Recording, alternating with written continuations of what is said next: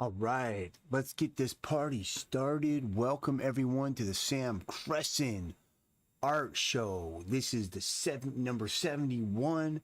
I have gone live for 71 days, not in a row. Art Show. This is the number. So, let's see here. Make sure all the platforms are online. Twitch, welcome. Kick.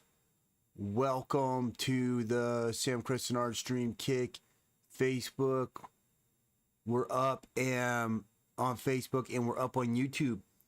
Trovo no longer exists. They got rid of their live streaming. Had 2 followers over there. Got a couple of views here and there. That's okay. I plan on bringing TikTok online soon and Rumble online soon, so that'll be 2 additional places that I can try to reach more audience. Ugh. And then I'll just keep looking for platforms. Twitch/X, you have to pay to live stream on. I don't think I'm going to do that. I don't know how much the reach would even be there. But just going to keep adding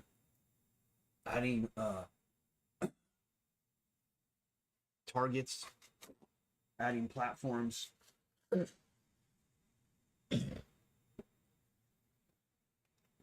I'm pretty congested today with a lot of mucus, so I might be hucking some loogies up here and there. I apologize for that. Actually, I don't apologize for it. It just is what it is. Let me see here. I need to push myself over here. And let's get going with the Bridgman warm-ups here. We're going to do these hands. We've got some pointy hands in. I want to focus on my big shapes of this stuff. So if we look at this one, I think I've got a pretty good large shape there. Yesterday I did do some drawing. I did not go live. I reprinted more t-shirts. And I think I'm going to start live streaming my t-shirt printing. I could do that now. All it would require is moving my my live stream setup into that room. And it is getting more mobile.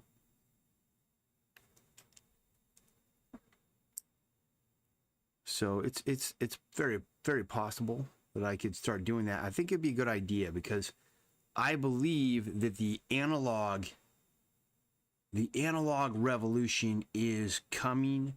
This is going to be something that's going to be discovered by the next generation. So we have a generation right now that grew up, that's older, aging, that grew up with analog stuff, you know, video cassette tapes, DVDs, CDs, not CDs nuts, but, you know, compact discs and such, all that stuff. And they're going to discover this stuff and realize, hey, this is way better than renting everything. The hope of all these companies is that everyone will just continue to want to rent all this stuff in perpetuity, never own it, because it's been proven to make more money. Adobe is a perfect example, where the entire Creative Suite used to cost a little over $2,000 before they switched to subscription. You'd own it in perpetuity.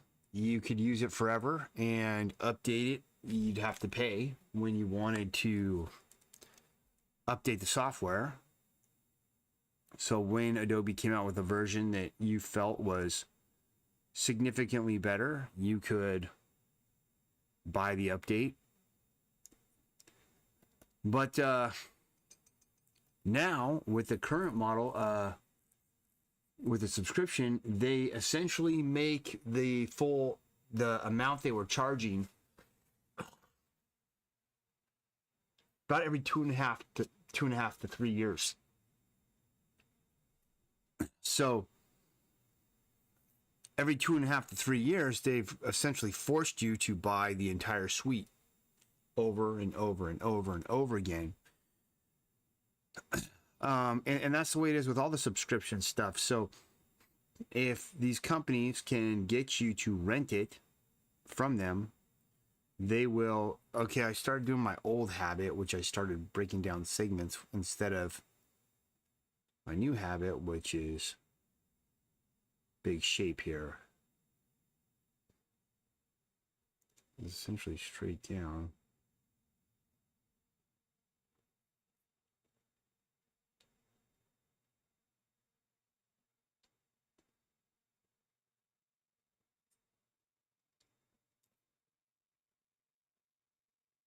Anyway, to get back to what I was explaining is,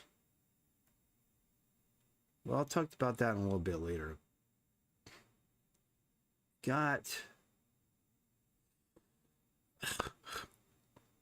another Bridgman hand and thumb. Am I getting tired of drawing Bridgman hands? Yes, I am. I am seeing the benefit of it, though, in my work. So I'm going to continue to do it. But I am getting kind of sick of it. This is page, I believe, 80, what is it? 88 out of 182. So I still have 100, almost 100 pages left to get through. But mark my words, I will get through all of it. And I will have drawn this book in its entirety. And I could tell I was doing some cartooning the other day. And I was able to piece together a lot of the Bridgman sensibilities very easily and quickly. So that's kind of what we're dealing with here.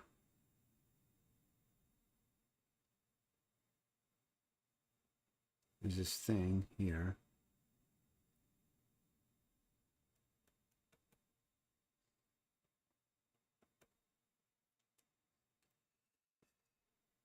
My proportions are off on this hand, so let's redo it. They're off by a lot. This is much larger. And maybe the better way to go with this one is to get a shape there first. And this is down, straight down.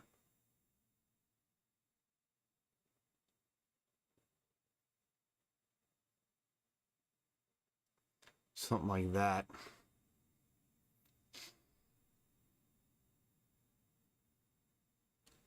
And that's longer. Get that in.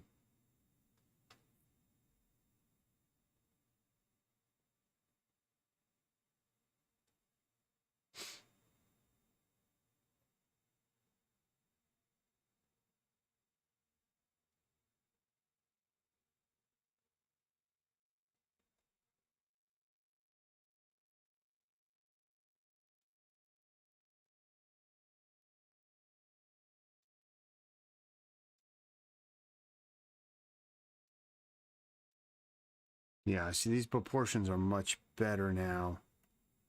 I wish this shape was more accurate to where I'm going with it. And I don't know. I'm wondering sometimes if it's worth spending the time trying to get that initial shape more accurate. Would it speed my process up? Probably not. But it's one of those things where you can spend a lot of time on something. That finger's too long still, so I threw the whole thing off. If we look at this, this is pretty much straight up, so this finger should be ending around there.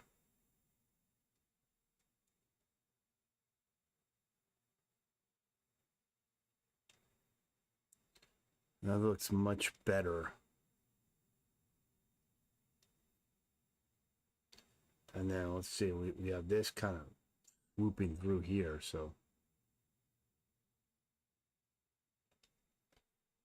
Well, that's pretty good there.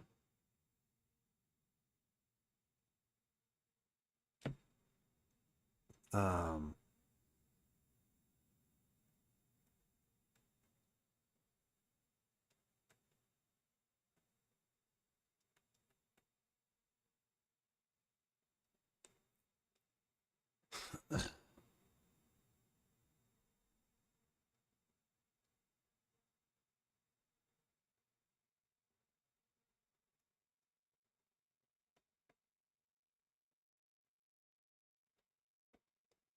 that's much better. Got another one. Put it here, this guy. And still more thumb side studies, so let's see here. If I was gonna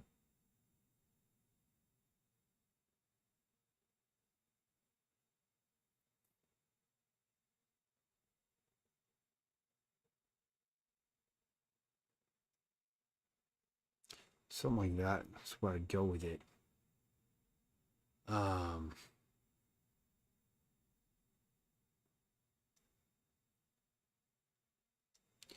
Kind of what do I establish first while I'm doing this?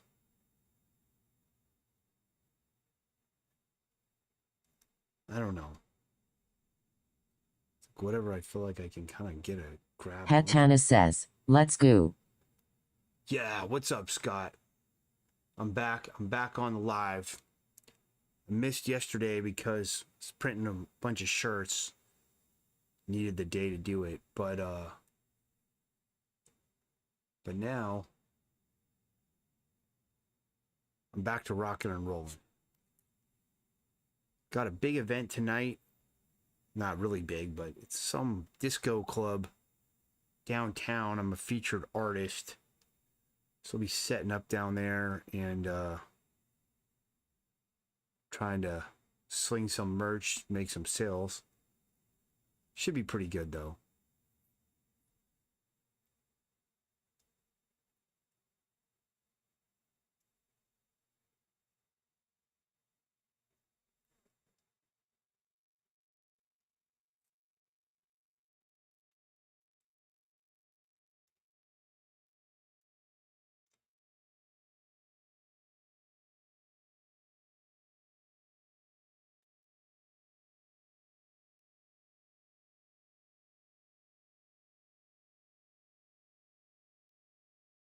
Get that going there.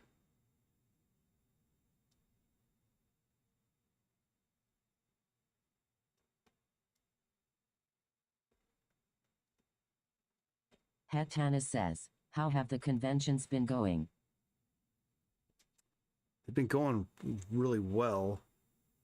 I've got one tonight. It's not a convention. It's like a disco club where they have usually two vendors there, artist vendors. I'll be one of them. And that's going to be a late night for me, though. It's like, starts at like 7 p.m. and it doesn't end until 2 a.m. So that's going to be kind of brutal because I'm not used to that schedule, but I'll get through it. And then I have one more convention the next weekend. Creep IE, sort of a horror themed convention. And then that'll be it. Then I'm heading up to Montana, and that'll be it till like the middle of August. I'm going to take the rest of July and the beginning of August off. Head up to Montana, all across the Northwest and such, visiting family and friends and people like that. And then we'll come back.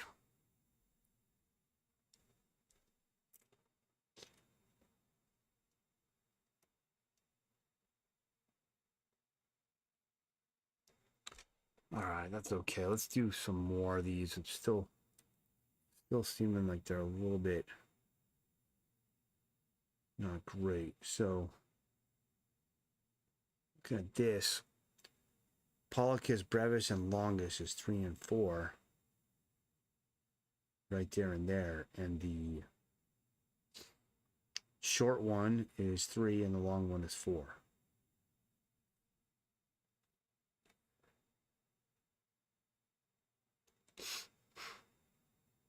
What's number 1 and 2? Interesting. All right, this would be a good one to get down, especially if you want to make some tension in the drawing of a hand.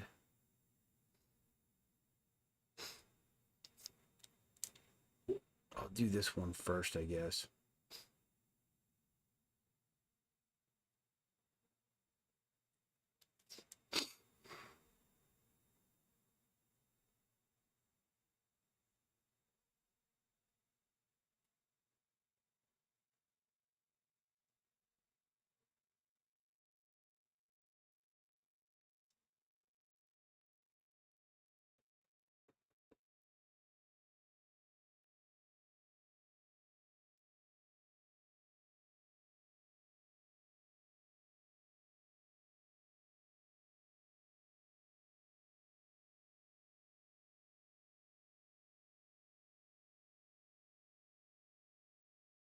All right.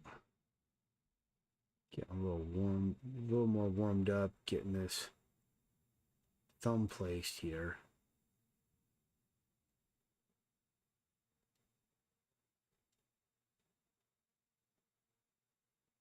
That's all kind of cool stuff that's in here.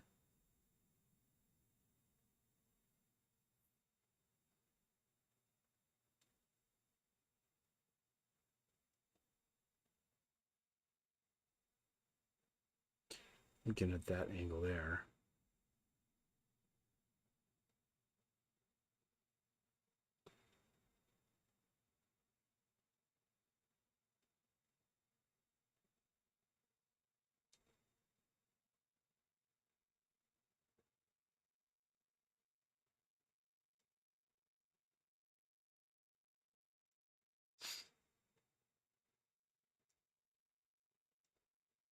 Hmm.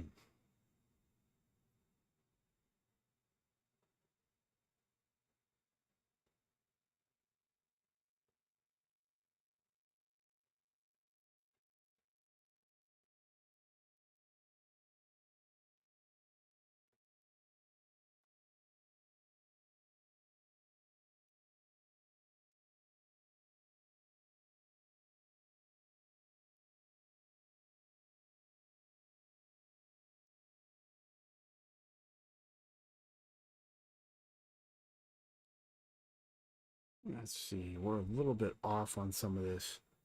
More room here. This is more out there.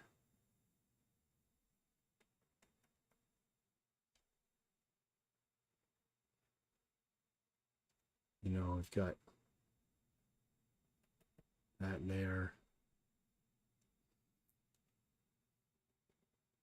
It's kind of close enough. Let's get to the next one.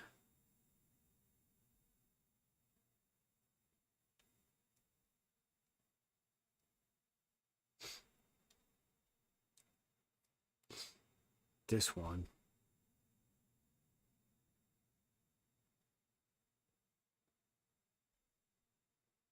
That's not a good starting shape.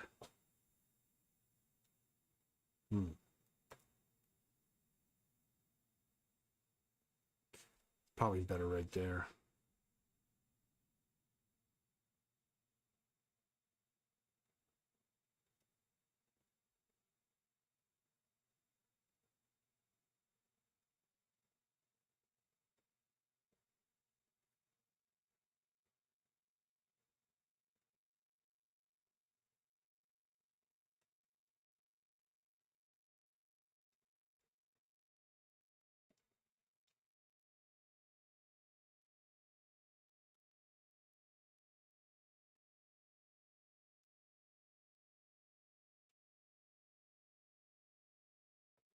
All right, that's pretty good there. Let's see what we can do about this.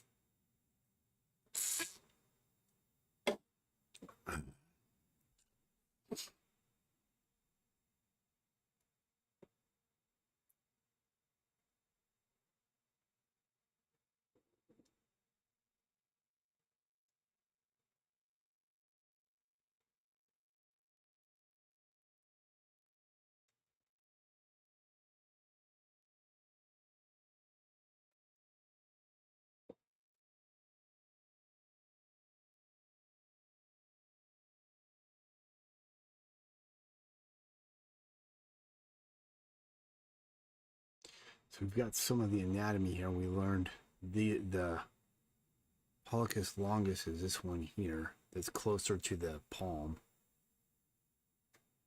And the pollicis brevis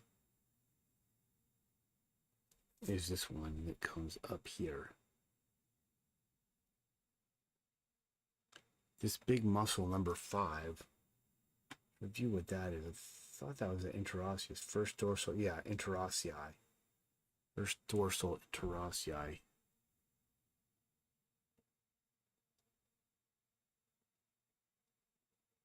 It's a big form there.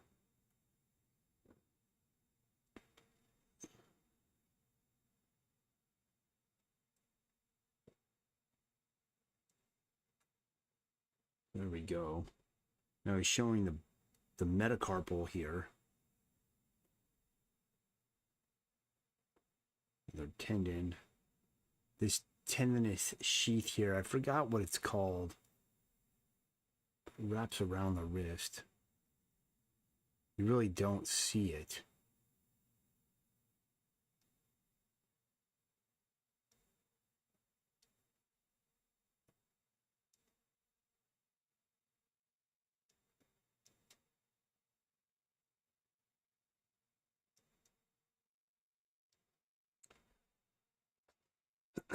And then we've got the other metacarpal here. He just chose to draw the other bone in there.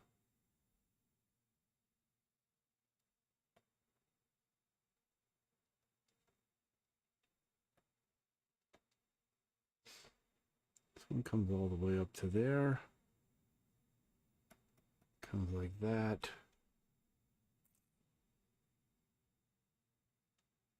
And we have some stuff here.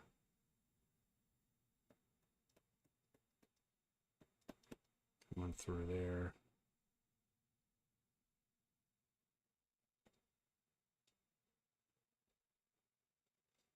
Just be a little thicker.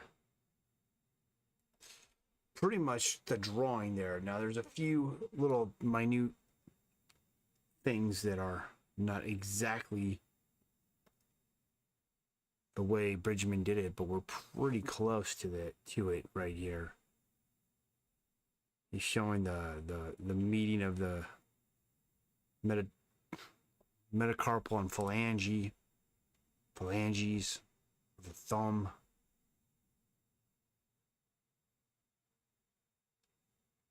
I'm just getting all that in. All right, that's enough warm up. That's good. 23 minutes. Okay, so at least I warmed up for 23 minutes.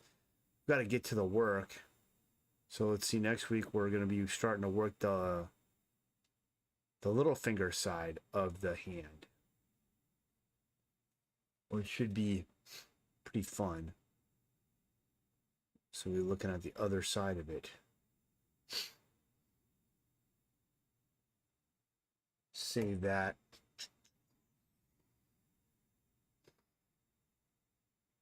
Close that one. So I've got the mech gorilla that I still need to make progress on. I started designing out the way this suit's going to go with the prosthetic arm so it can walk like a gorilla.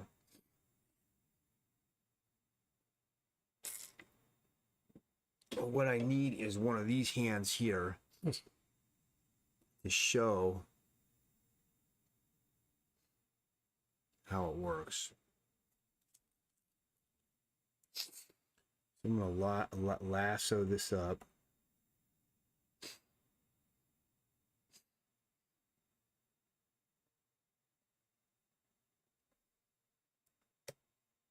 Copy it. Paste it in here. And I didn't mean to move that. Put this here. What do you got here? All right, so we have these three here. This is mainly for the builder of this.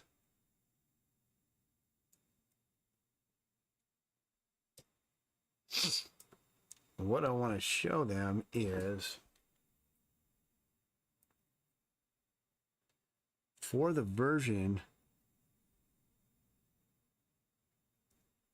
of this suit that you walk in,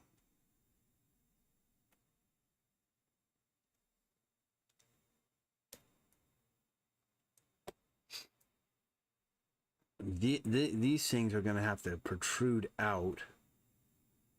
This wrong spot. These are going to have to protrude out of these knuckles here. So kind of there.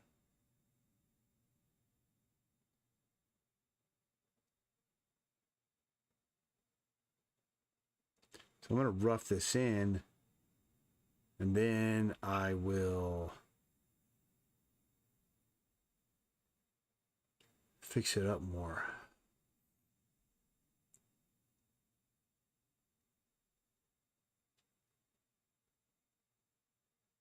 Something like that. Angle is more here. Be there. Brush. Hit this brush here. Oops, not brush, pen. We need to adjust the proportions a little bit.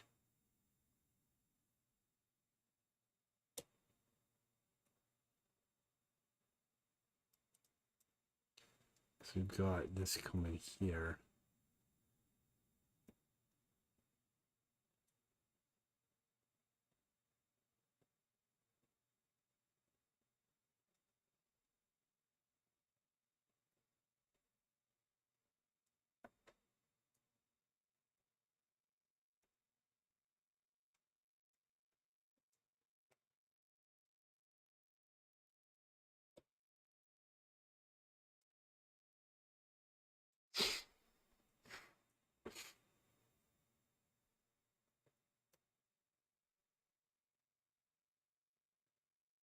Kind of there.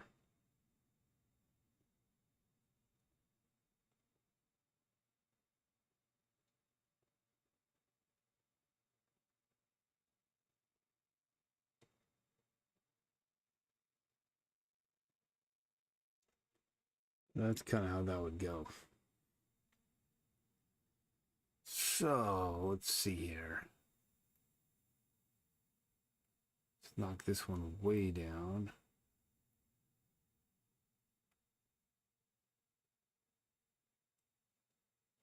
Knock that down a little bit too.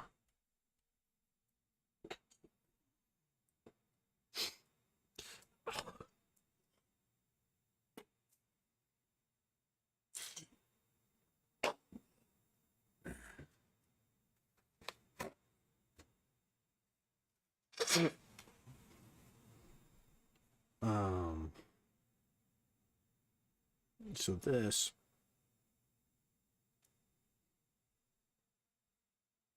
new layer.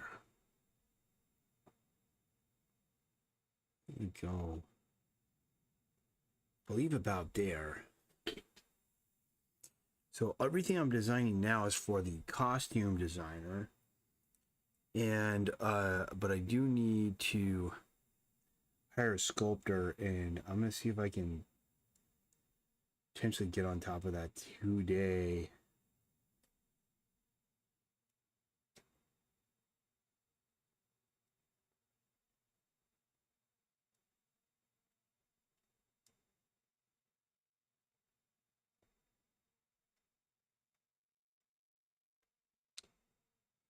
I mean, I guess I can look at that one since it's still off. I'm gonna draw this as a box, and that will help me get the perspective right without having to think about it too much.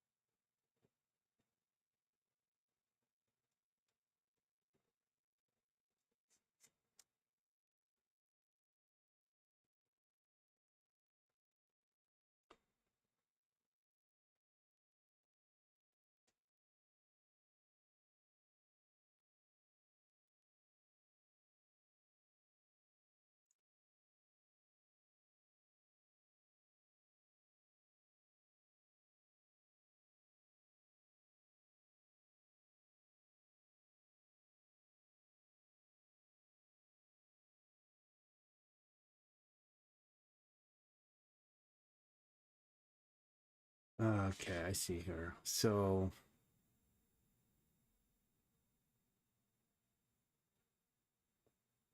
this comes up to here.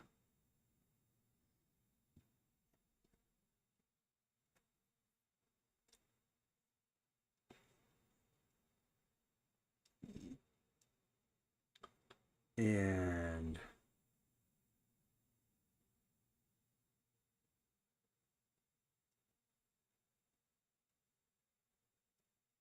you have a section that comes in, wedges in right there.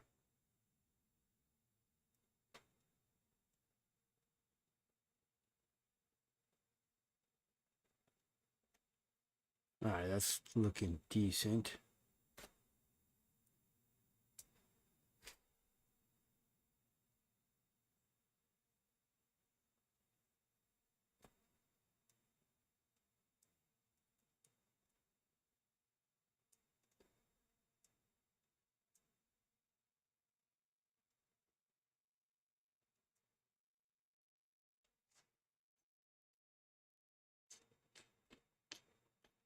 Now, let me see. Did I get this thing longer than it should be?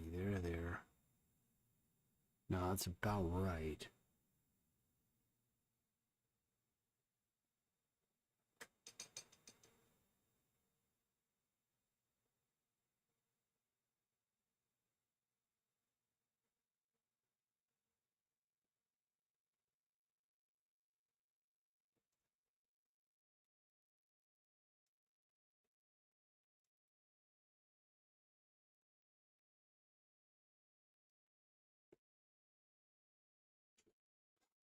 All right, I think we've got the layout more accurate.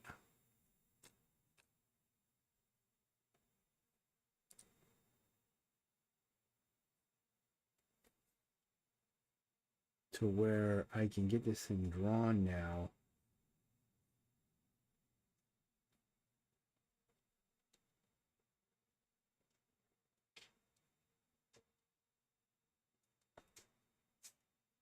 Morning. It's gonna look like something here, like essentially what I want is these two pads here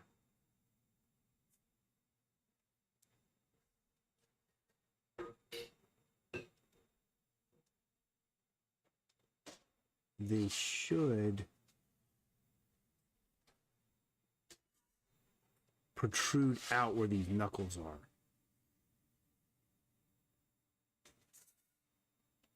And that's the essential information that I'm trying to get across to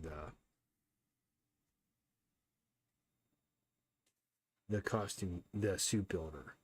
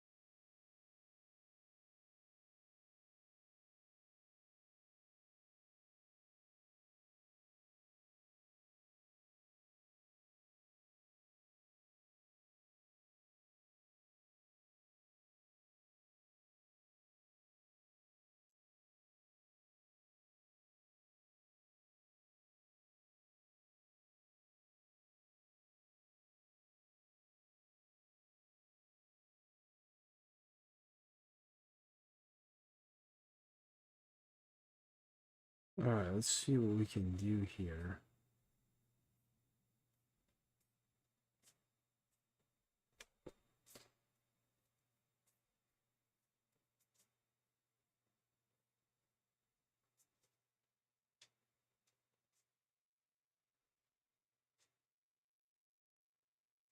No.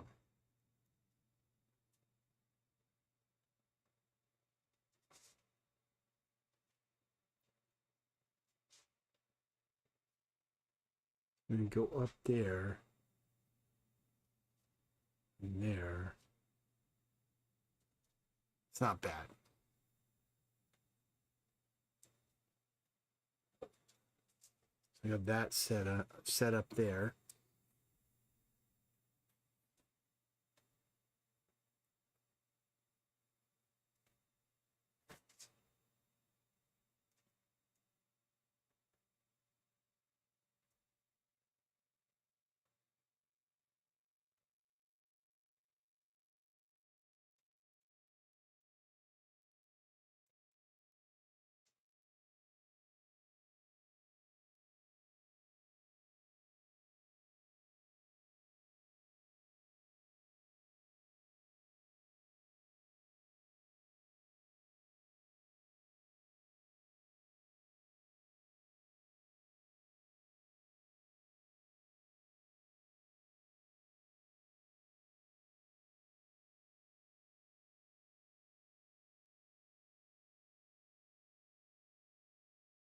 Get this one made.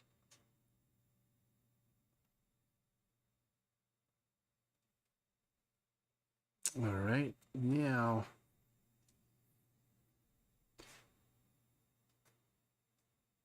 this piece here. Bring that down a little bit more.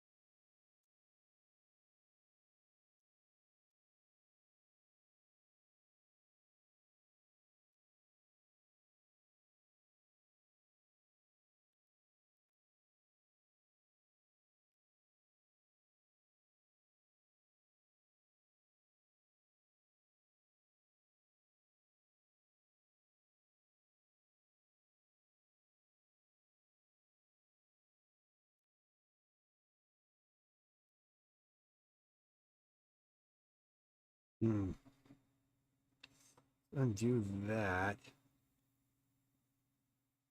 think what has to happen is this has to come out more. So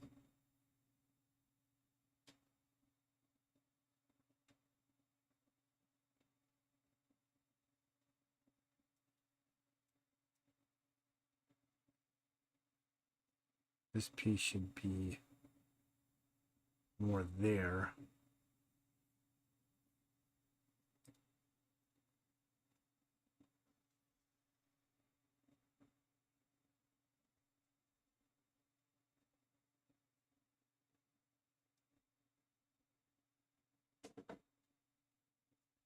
What are we doing here with this?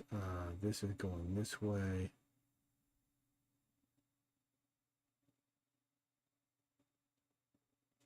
It's going more there.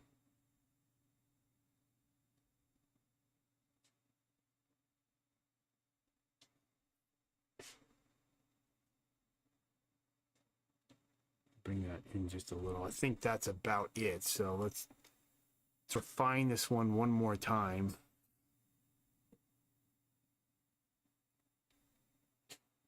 I mean, I have to draw this thing so many times to figure it all out.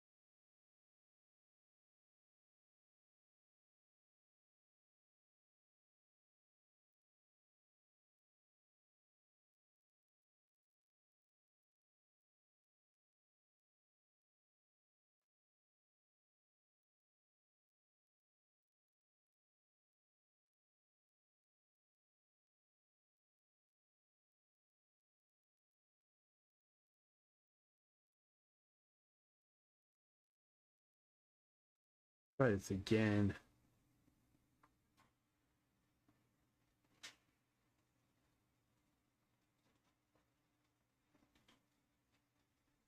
More there.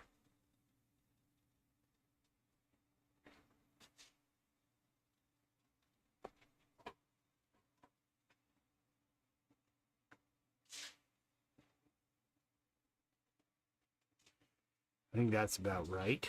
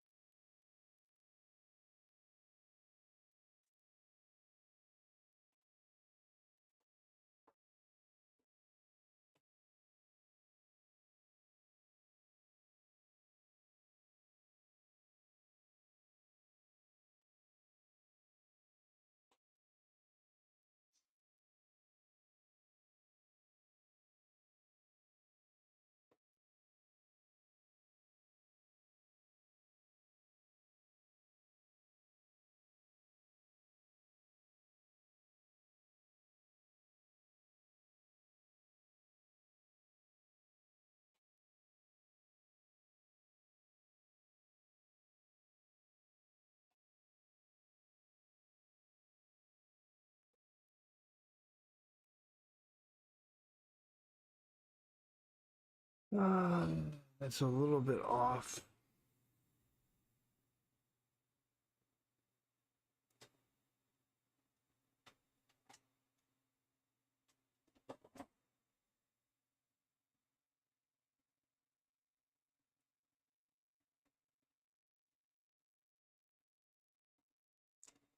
There we go. I'm thinking that's pretty much it. This is a little bit too far out.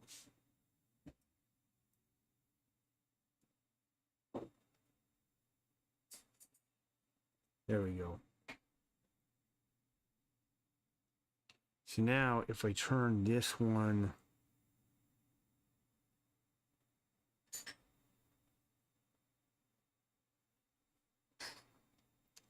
we turn this one up,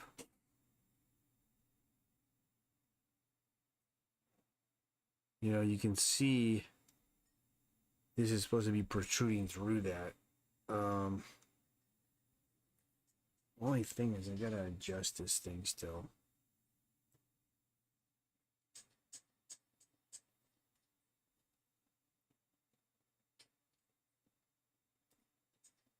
There we go.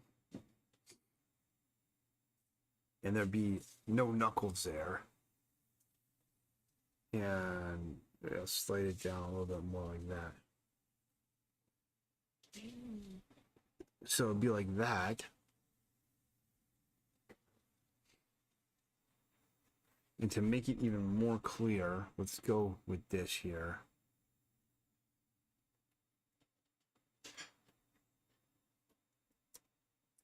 Put this up here. And let's duplicate these layers.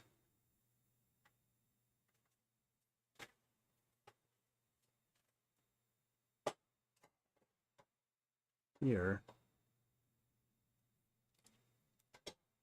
And what we're going to do is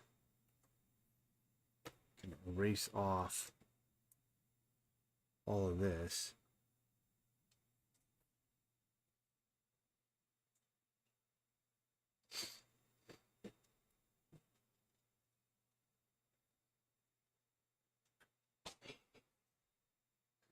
And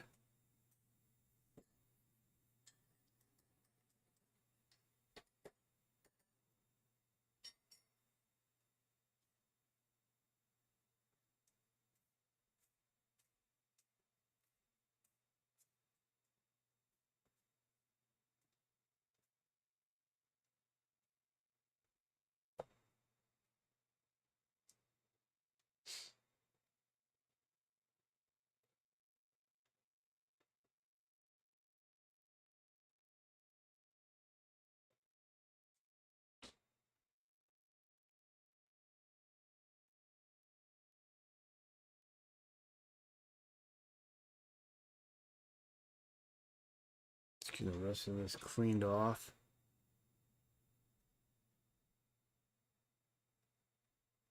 For this one,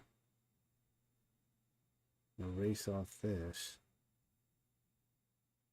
that.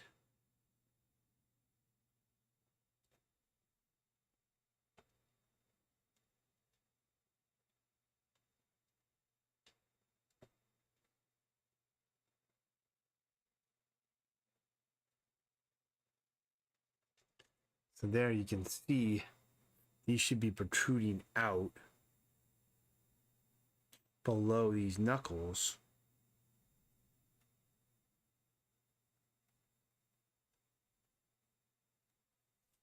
So that when you hit the ground, it's like that.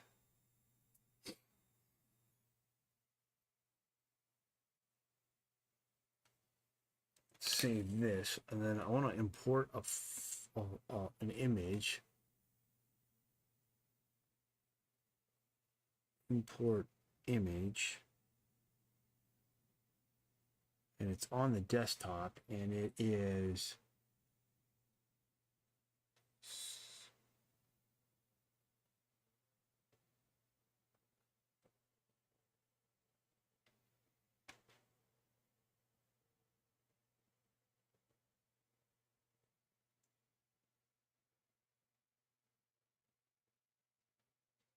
this. Okay, so I'm importing this image here to show further to the suit builder exactly what it is I'm trying to create.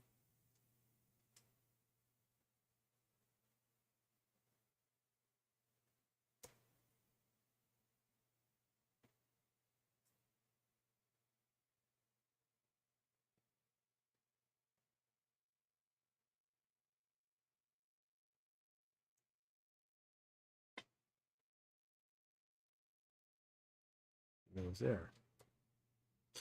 Okay, so now we've got this page is done showing all that. So the next thing I got to do is show the other side of the head to show the vent so that the fan vent system is fully explained.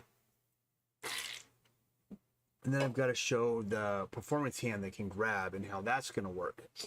And then I think I have everything to send.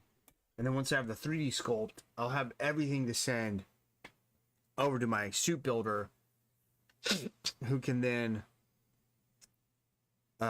build me this suit, which is going to be just absolutely flipping phenomenal, award-winning masterpiece of art. Okay, let's close Clip Studio. We're going to move on. I'm going to go to the bathroom really quickly, and then we're going to move into animation. I've got to work on this stuff here, and that's what I'm going to do next. So, got to go hit the restroom.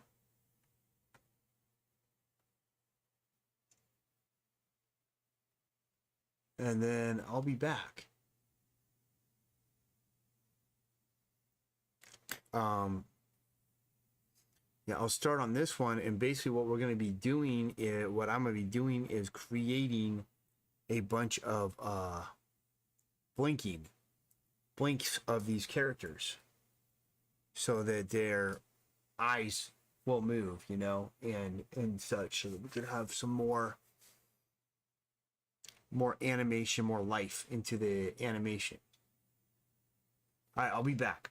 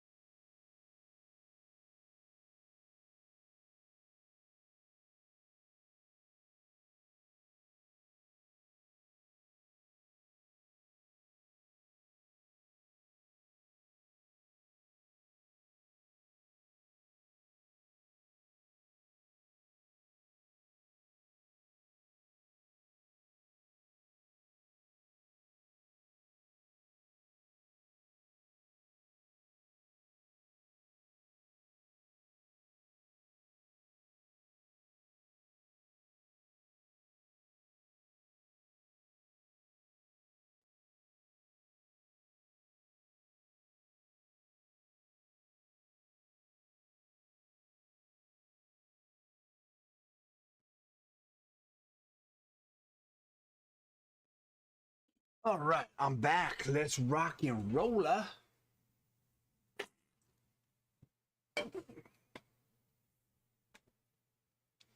All right, what I'm going to show you is what's going on with this. So let me pull open a file here.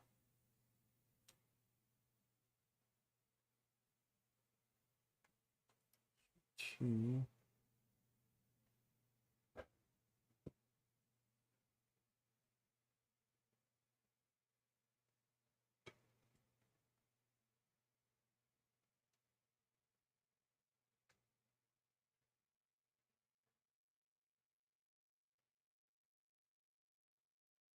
I mean, it doesn't matter. Here, we'll do the landscape. So here we go. So here's the animated version as it stands right now. Let me get this to the right size. So you can see this here. It's right here. And if I play, there's no sound yet.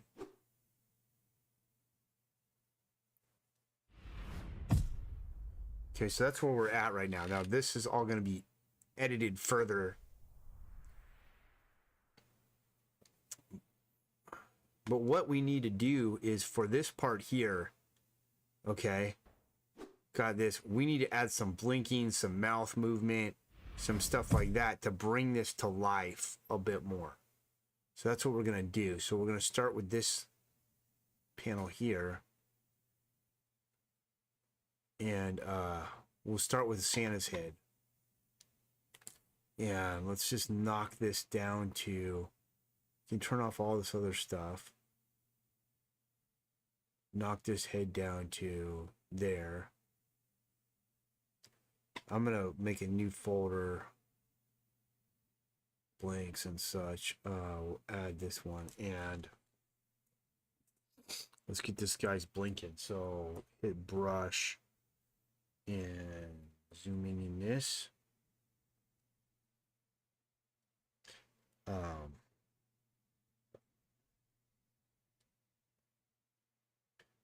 And down.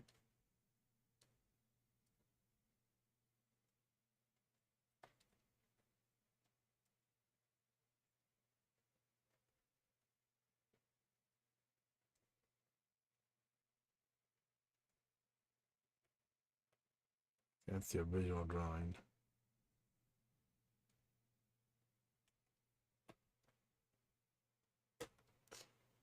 All right, that's going to help me a little bit.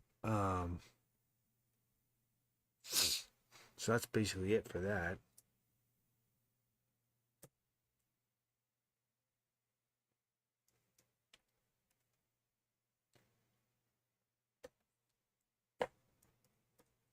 Let's get this stuff done here.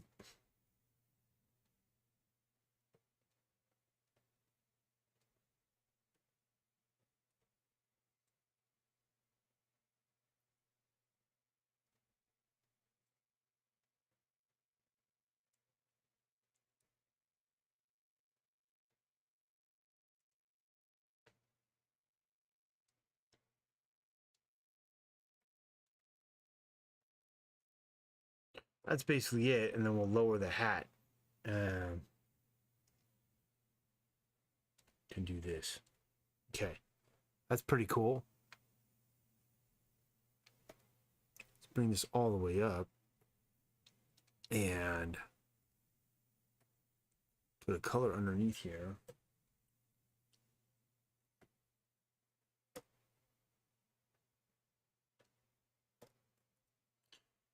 Maybe lasso this in here.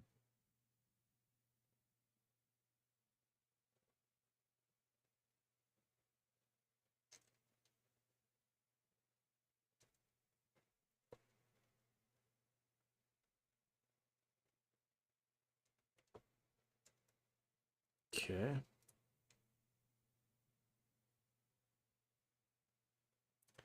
So it shouldn't take me too long to get this done. Just going in and doing a blink pass and just putting blinks in on all this stuff. But it's gonna make a huge difference as far as how this thing's gonna look.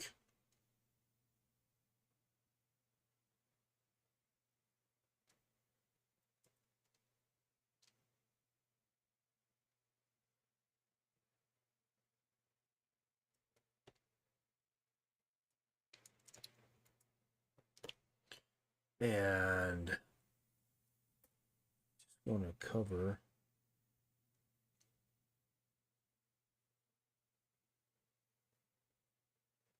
this up. Cover that.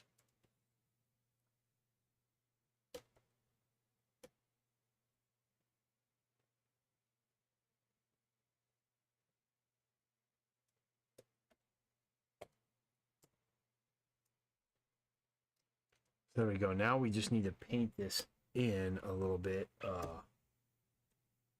like with a soft brush, maybe.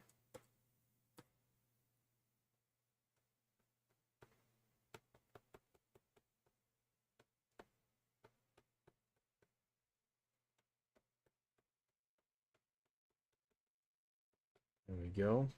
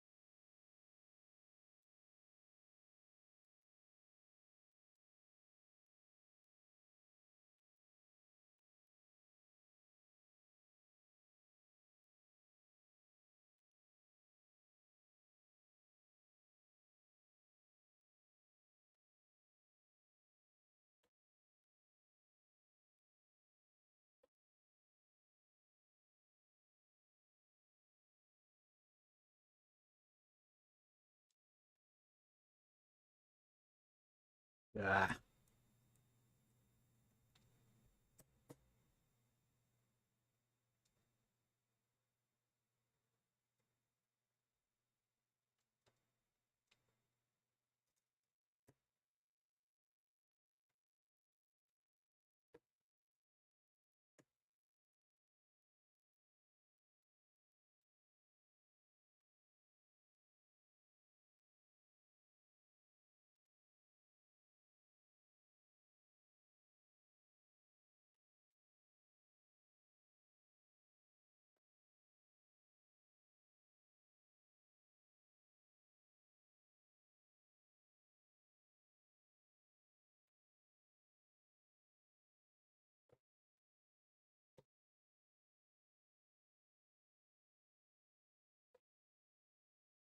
So you can see we're just making our way through this.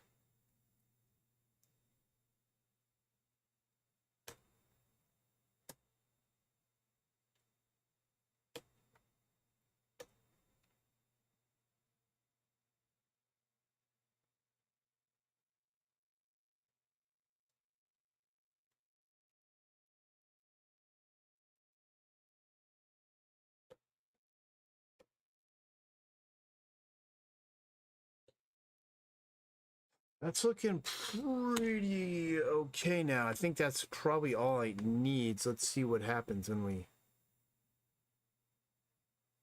flip that off and on.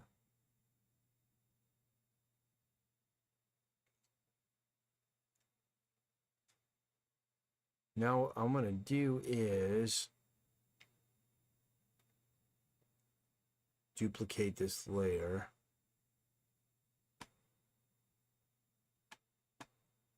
Move it up here. And let's move his hat down when he blinks.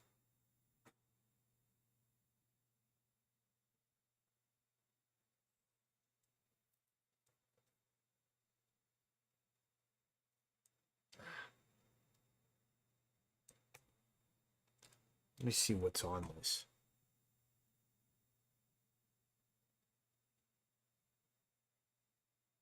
We have the extended part of the hat, and that's it. So there's no reason. Keep that this way. Don't save. We'll save that. Okay, so let's rasterize this one.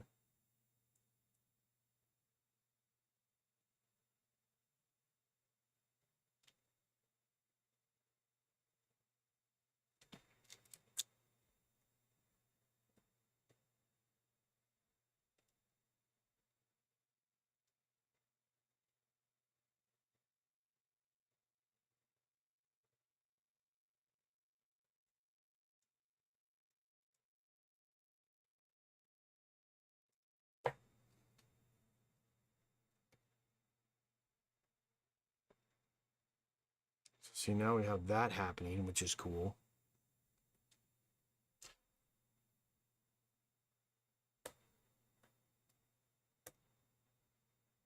And we'll just paint over some of this stuff that's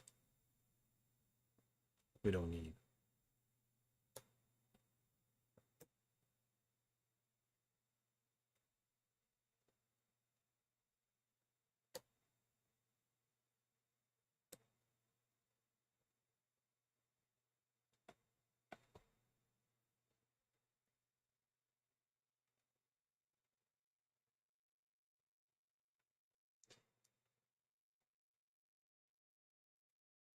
I think that's pretty good right there. I think that's all it's gonna need.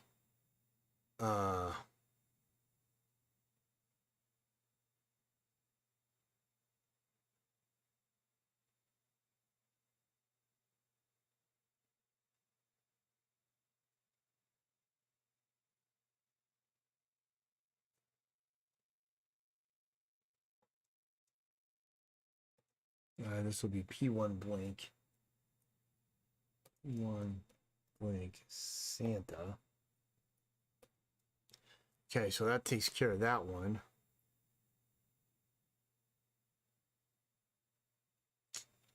Now we want to put a blink on this guy.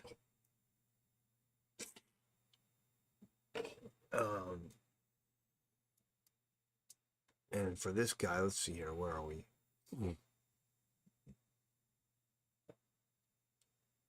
This is head. A new folder. And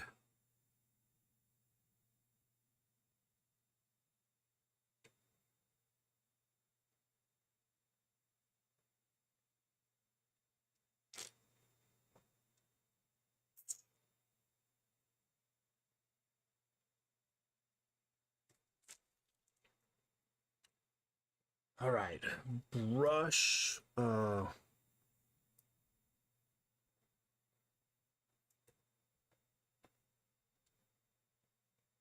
Get this done.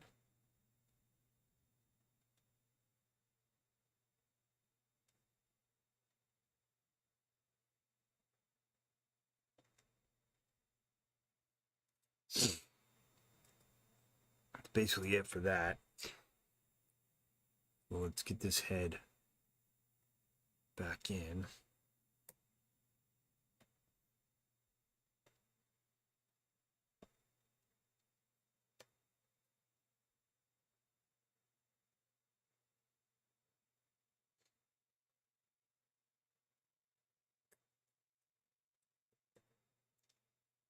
What the heck? I thought I switched layers.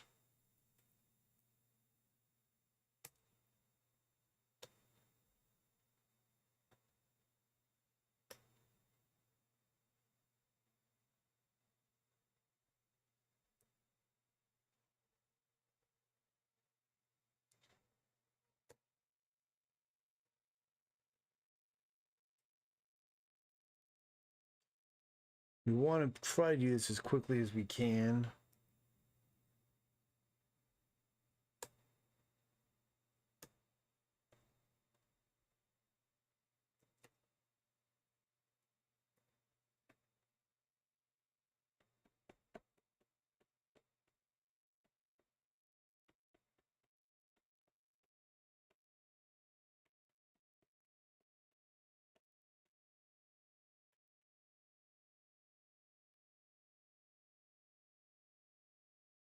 There we go. Um,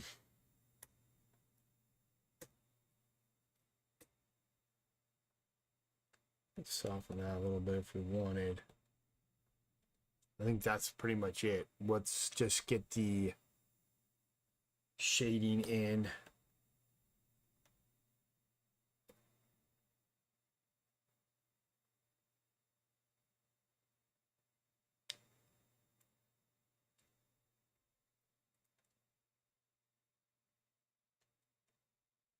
Ah.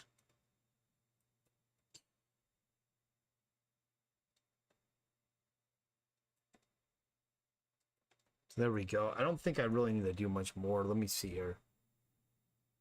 I mean, that works. I mean, we could add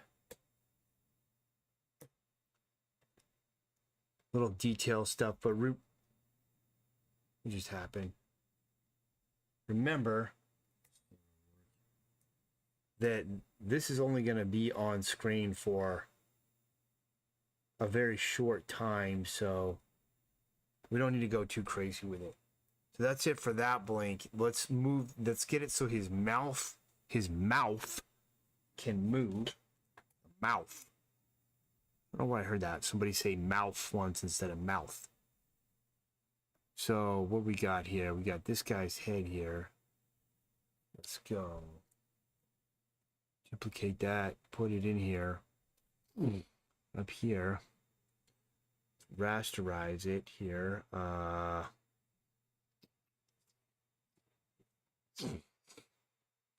Let's see here.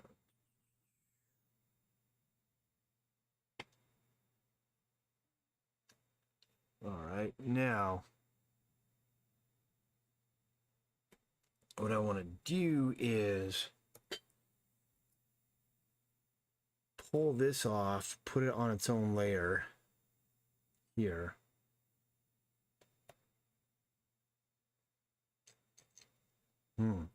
Gotta think about how to do this.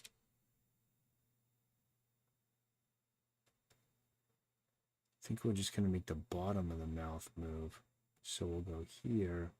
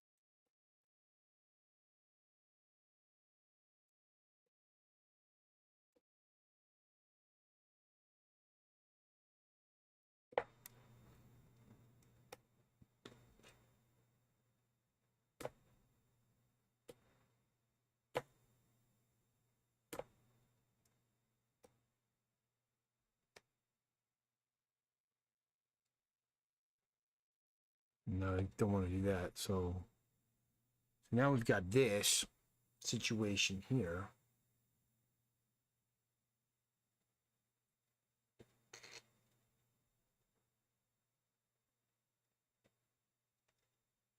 Let's extend this.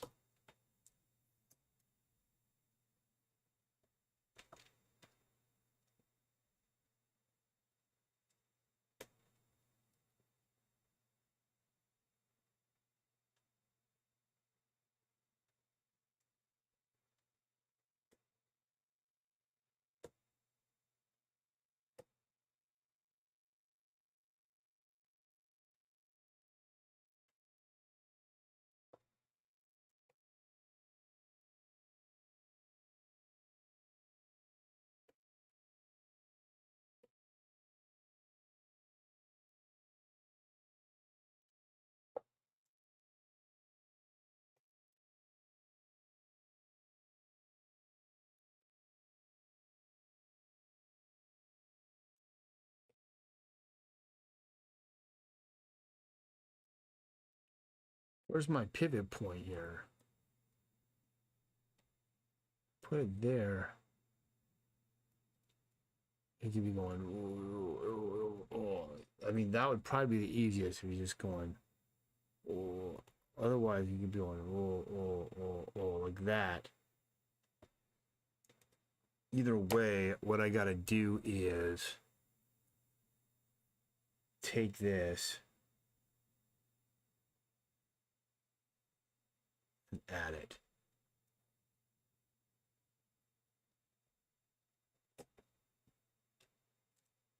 Selection inverse. Delete it off there.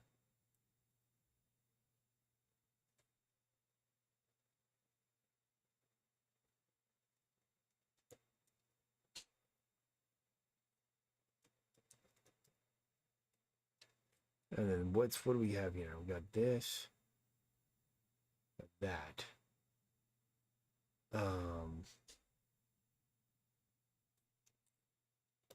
Let's extend this up.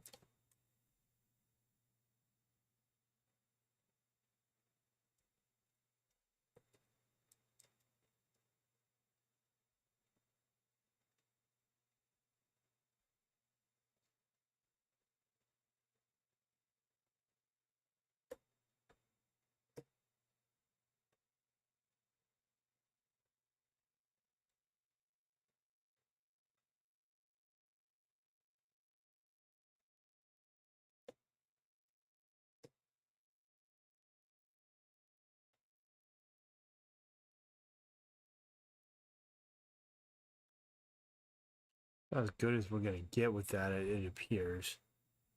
Let's merge. Get rid of this. Subsidiary to Bacanis Dutch says, best promotion on Streambo.org. Oh, freaking bot.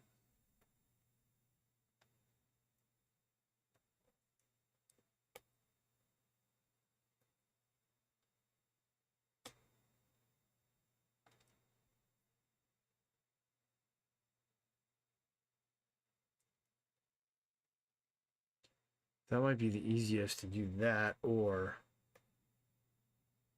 just have them do that.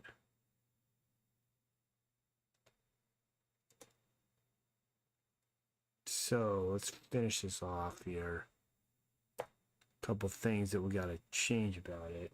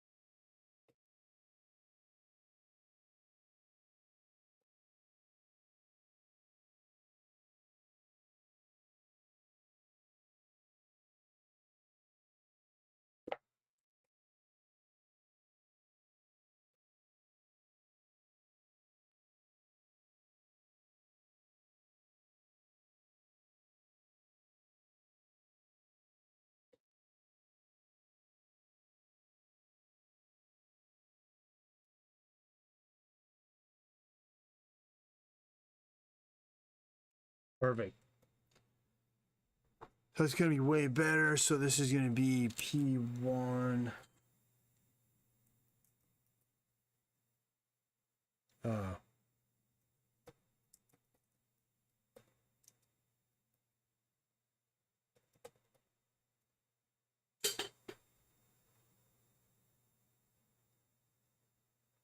What the heck?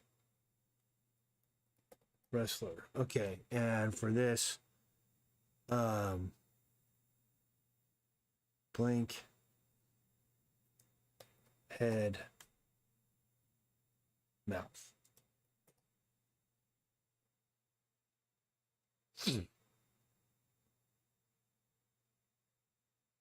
Okay, that's everything we want to add to that first frame. Turn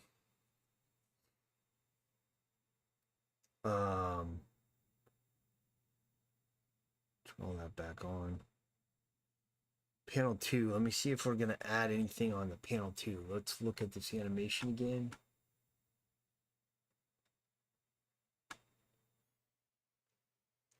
And so we'll have the blinking and stuff. That's going to make that come alive a lot more. Yeah, so we'll have a facial expression there.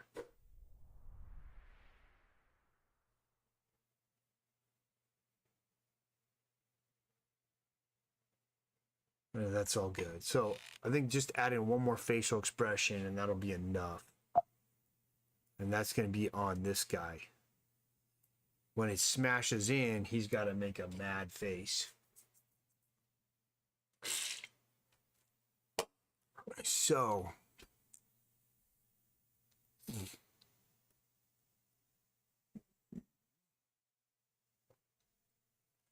that's all we need. Let's get this off here.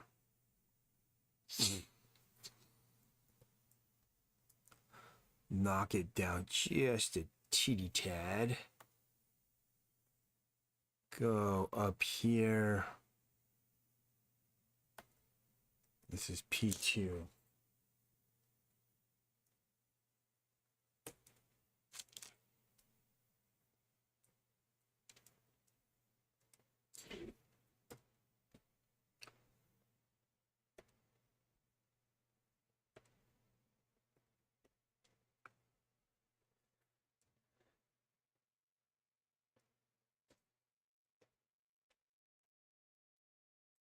What I'm thinking is we give them a different facial expression. So we have them here. Do something like that there. This is just, it's limited animation, but it's going to be cool when it's done.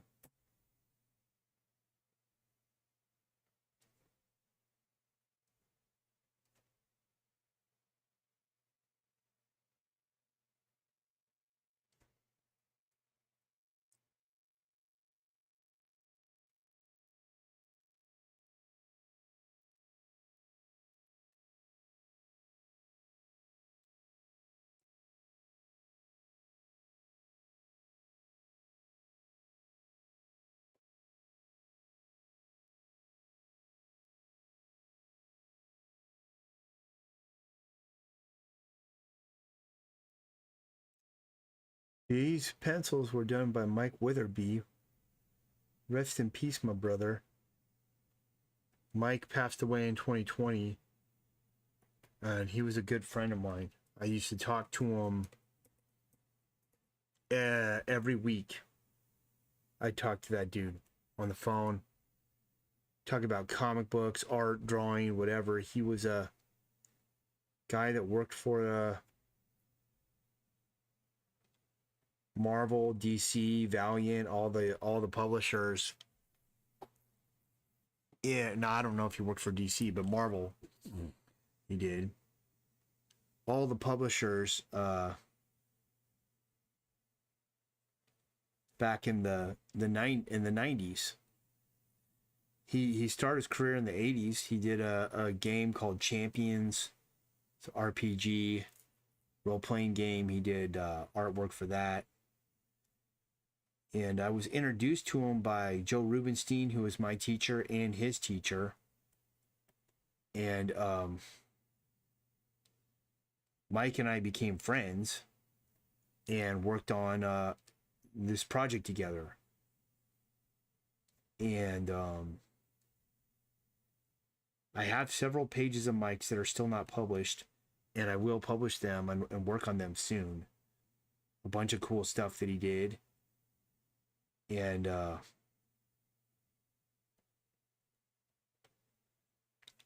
he didn't die from COVID. He was in his 60s. He wasn't that old. But he was in bad health. He was on dialysis. He did, before he had to get put on dialysis, he came over once to my house. This is too much to sing. And stayed with me for 2 weeks. And during that 2 weeks, we like drew and talked shop and hung out, watched movies, all kinds of stuff. And I wish so much now that I would have like recorded some of our conversations. And I only took one photo of us together the whole time he was here in town. And I wish I would have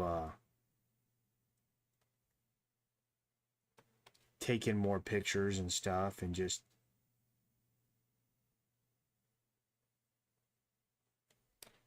spent more time with them. I mean, not spent more time with them, spent documented more of the time we spent together. And eventually what I was going to do, because he couldn't travel anymore once he's on dialysis, was I was going to make my way over to Ohio where he was living, visit him. But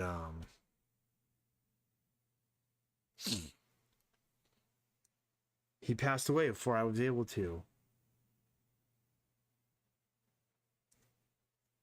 And yeah, I got a call. When I heard from him last, he was pretty messed up the last time I talked to him. Like, he was on a bunch of drugs, but he was slurring all his words, really out of it. But like really, you know, wanted to like work on comics and all this stuff. And I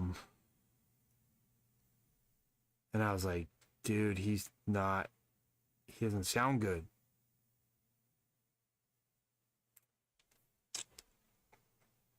Is what I thought. And then a week or two later, I got a phone call or a missed call from Mike. But he didn't leave a message. So I called him back and nobody answered. So I left a message. And then a little bit later he called back and it was his wife. And as soon as his wife was on the phone with me, I knew that Mike was gone. I just knew it. I was like, oh no. And she told me that he had died. And basically what was happening was he would pass out from time to time and then wake back up, and he'd almost died a few times before. And this time he passed out and never woke back up from it. And that was a sad one for me, losing Mike.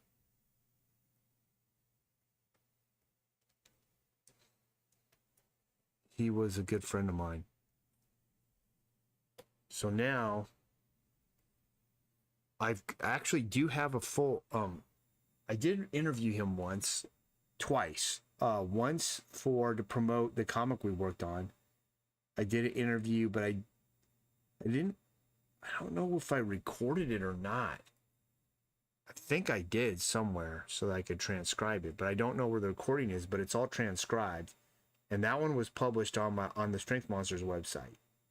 Now the Strength Monsters website's down, but I plan to get it back up soon.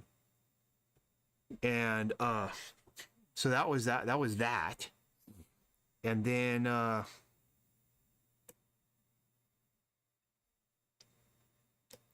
did another interview with him for a podcast I was going to put out. And the sound wasn't that good, and Mike was kind of really slow with his responses, like lagging, because he was into his health problems then. So I'd ask him like, hey Mike, when you were working on this Punisher comic book, you know, what was it? What did you think about this part of the story or whatever? He's like, well, and he'd take a long time to answer. It's like, he's really he's really down. So we never released the podcast because it wasn't really listenable. But I still have it, and what I'm going to do is what would work best is if I transcribed it and released that as another published / printed interview. So I'll do that for him soon, and I want to put out like a little zine about him, and I can showcase some of the work that he sent to me, that of stuff that he's done, personal work and such, that people will have not never seen before. He doesn't really have any fans of his work. His first book that he was illustrated was Silverhawks, which was like a cartoon from the 80s. It was a pretty big cartoon. It was kind of in the era of Thundercats and stuff like that. And they made a comic book, and he did the first, I don't know, 6-7 issues of it. Another thing he did that was cool, and I wish I would have had him sign it.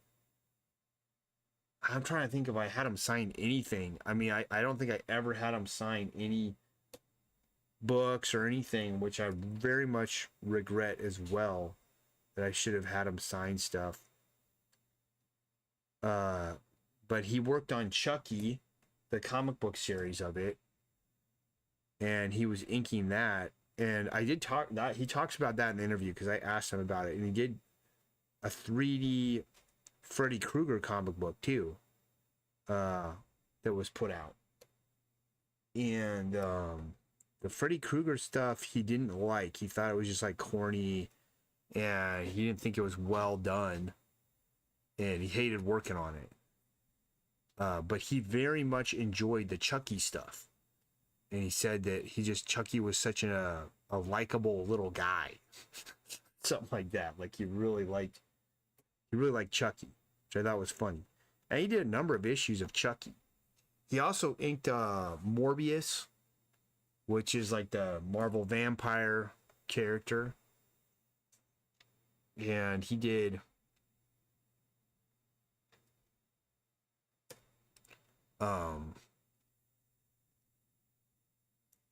I don't remember how many issues. He did like 12. He did like a dozen or so issues of Morbius. Like he worked on it for a while. And that's work that he was really proud of. That was probably one of his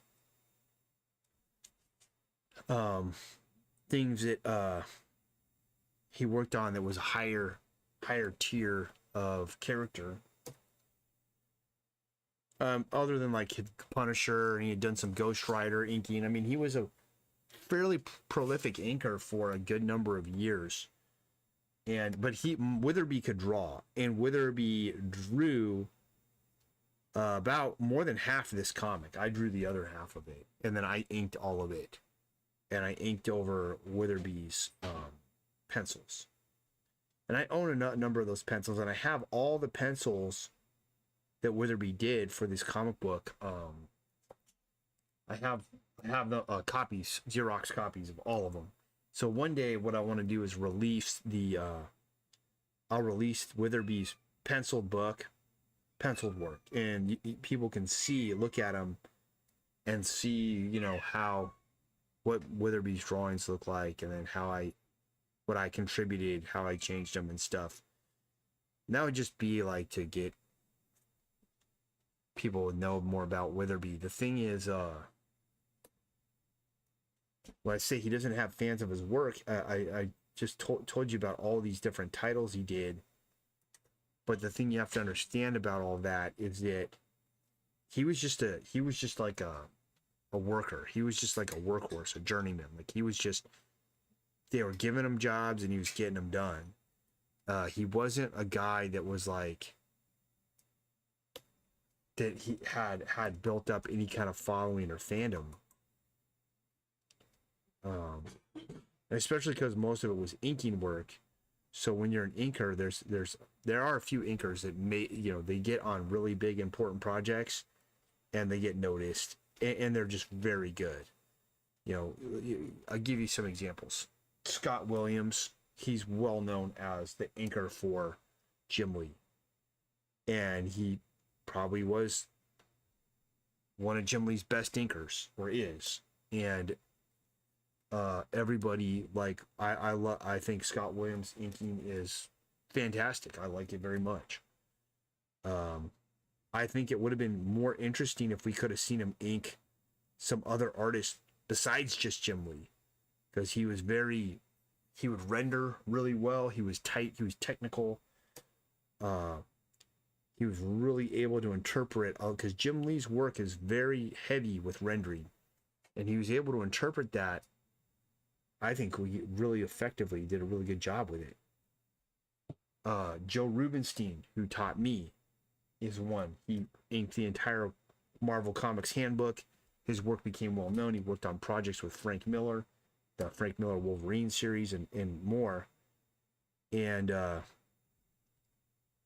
he's very good and elevates all of his pencilers to a high level, and people will notice. He's one of those inkers that transcended. Tom Palmer was another one that was a very skilled, very accomplished inker. And anyway, so that because Witherby was doing mostly inking, now when Witherby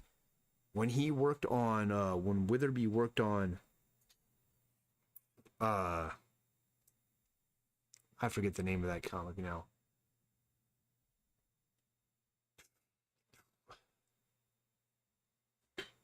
I'm gonna move this down. When Witherby worked on the book Silverhawks, he was the penciler. So Silverhawks was Mike Witherby pencils. And when he did Heroes, which was a role-playing game in the 80s, I don't remember if Witherby was doing pencils or inks then on that, but I miss that guy. He would when Mike came to my house and stayed with me for a while, for 2 weeks. You know, he'd eat with us and stuff, and I have 3 kids, and my youngest was like, he was like 5, probably 5 years old, and he's just a really cute little boy. And Witherby's talking to him, and he's like, "What do you want to do when you grow up?" And he's like, "I'm gonna make poison." That's what he said. "I'm gonna make poison."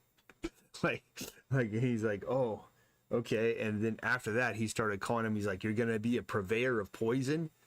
And my 5-year-old didn't know what that was, and he's like, "Yeah." So every time I talked to Witherby, he'd always ask about him. He'd be like, "How's my favorite purveyor of poison?"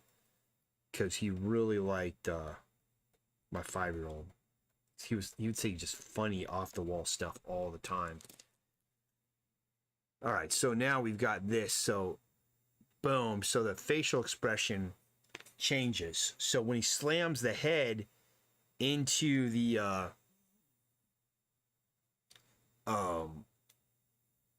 you know, the turnbuckle, we can have him go like that. Boom. And that's going to add a little more life to it, make it a little more cool. Let's do this. A little dark gray here. I mean, this is only going to be on screen for a second, so whoops. So a lot of this stuff is not, you don't need to do that much, but I do it anyway. All right, that's probably good enough. Let's go here. And this one will be like, it doesn't even need to be in there. And this is going to be P2 Santa expression.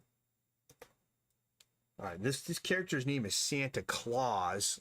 You can see it there.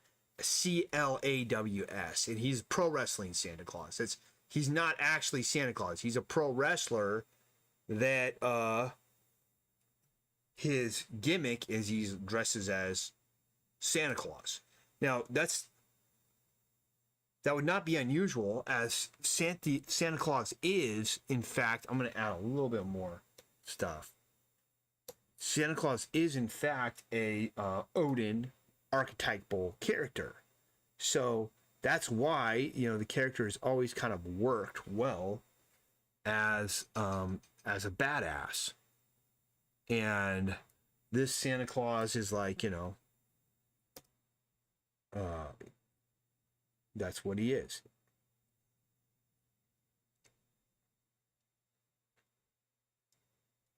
There we go. Let's see if that helps it. Basically, yeah, I just wanted the wrinkles in his eyes to change a little bit. Boom. Okay. That's cool. All right, I think that's all I need to do for this page. I could we could do some facial expression on this guy. I mean, we could just do facial expressions on everything. This panel is not going to last for more than a second, and neither is this one. So I don't think it's necessary to do any facial expressions on them. And so that's it. So I'm going to cut that page. That is Christmas page 2. And now we're on to this one. And this is a great splash page. I turned it into a t-shirt, and it's a great t-shirt. More people should buy it, but they don't. Christmas delivery. I mean, it's featuring a double arm suplex. And what I want to do is just show the close up of this, and then it'll zoom out. So to do that, let me see what we have here. Okay, we have this all separated out, which is not really necessary, but okay. And we have this background. So I'm going to extend this background. Maybe. Maybe not. I don't think so. I think we're just going to...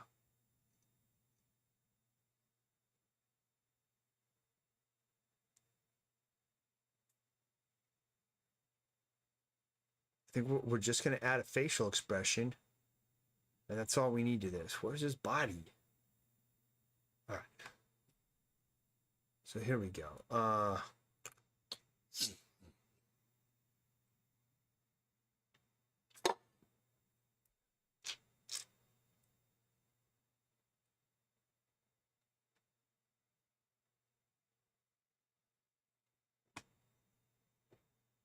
And I think all we need to do is just add a blink. Or we could have him go, we could have him laughing. I think I'm going to do that. So,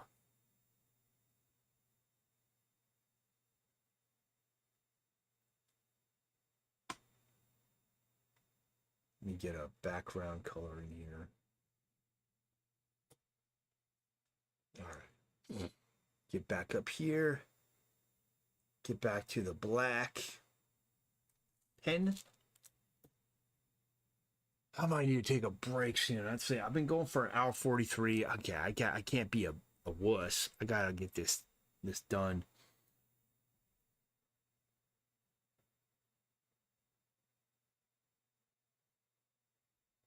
All right, so let's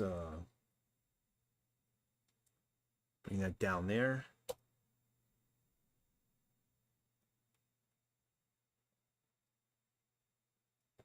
That one there. And yeah, we'll make it like a blinking thing here.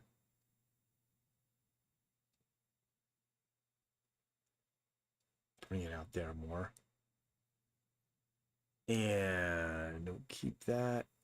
Put that. This is another beautiful drawing by Mike Witherby. He did the drawing. I did the inking and coloring, and I will say I did a pretty damn good job coloring and inking this one. Rubenstein helped me with the inking a bit. He showed. I have a sheet of paper, and that's what I'll do when I make it. I have a sheet of paper where Rubenstein was going over the top of the inking that I did and essentially correcting it. showing me like or how to embellish it further. And so I have to kind of give him some credit for that. And when I release the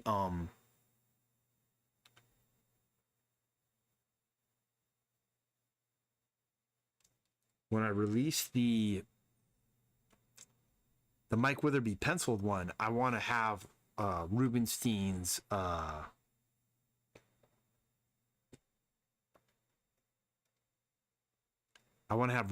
corrections in there. And then people could really see like a master teaching his students how to do it.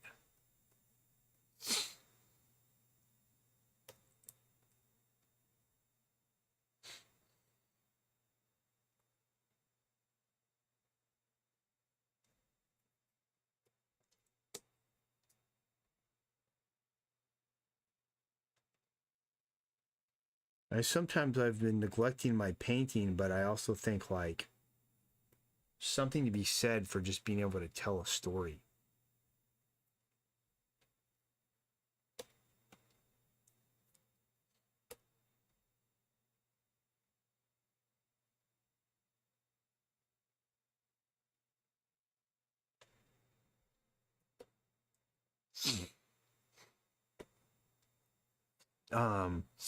I might make more things move, but I just want to get this first facial expression blocked in so I can kind of see like what is what.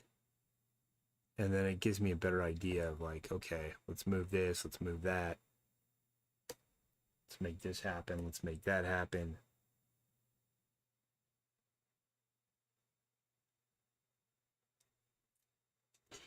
And unfortunately, I wish Witherby could have been here to see his work come to life in this capacity, because this whole thing should be done by Christmas this year, easily. And he could have seen his work live in this kind of animated form, or limited animated form, brought to life further than anything else he'd ever done.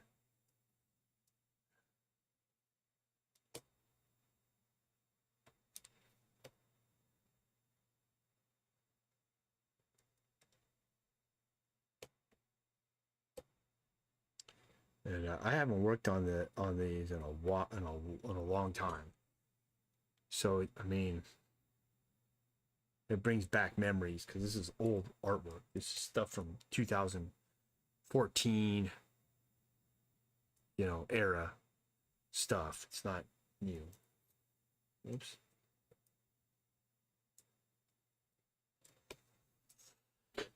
And that's more than 10 years ago that I was working on this stuff. And I don't like to go back and work on my old artwork, like how Frazetta would pick up old paintings and he'd continue to rework them and try to improve them and stuff. I don't like doing that. I like just moving on to the next thing. But sometimes you have to. And this is one of those times. So what I'm going to do is move the beard up. So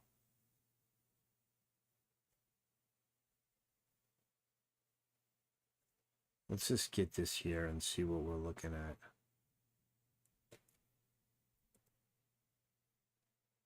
Oops. All right, that works.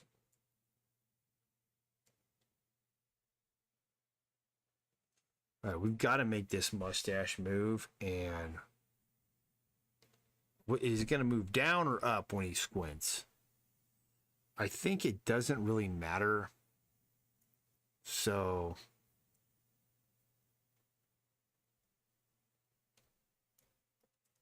copy that head, put it here.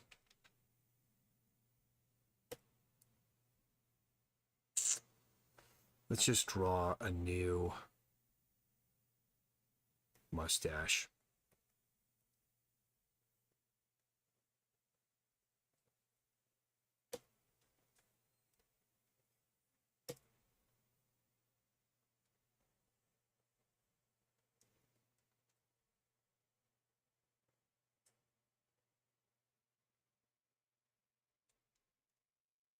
Nah, I don't know what's going on with that. Let's just, instead of drawing a new mustache, let's rasterize this layer. Let's bring it back up.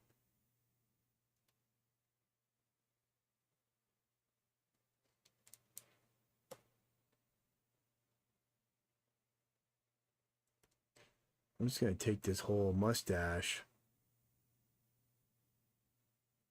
paste it out of here, turn that off. Turn that off. Okay, now let's just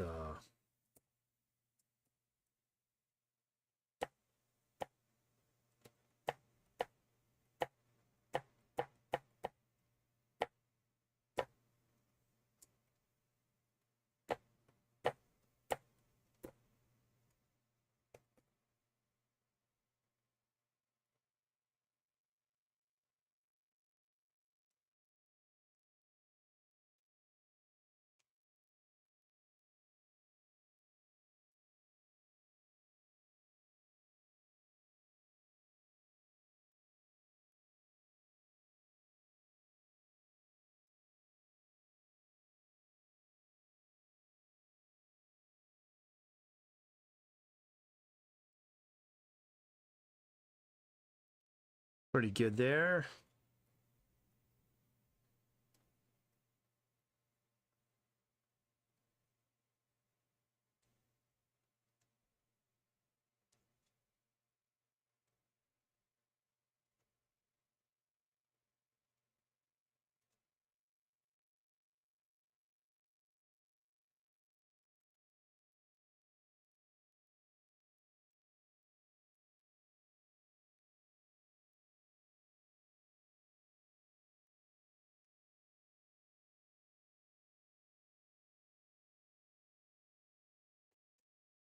Okay, I like that. We'll go with that. Turn all this stuff back on. And what we want to do is, I'm just going to rotate the mustache that exists. We'll make it go down, or should we make it go up?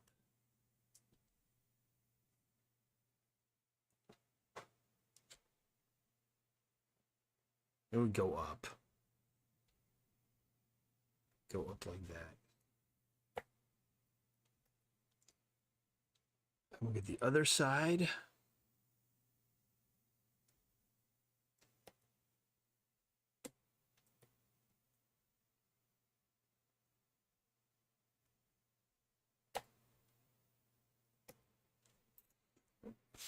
And then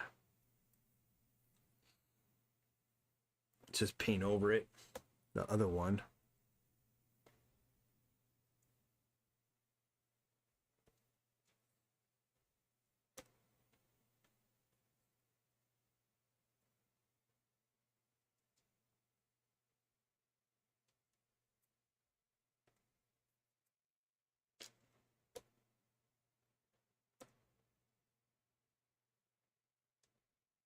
Went and saw my grandfather yesterday, my grandma. They're both really old. My grandfather is 99 and my grandmother's 96.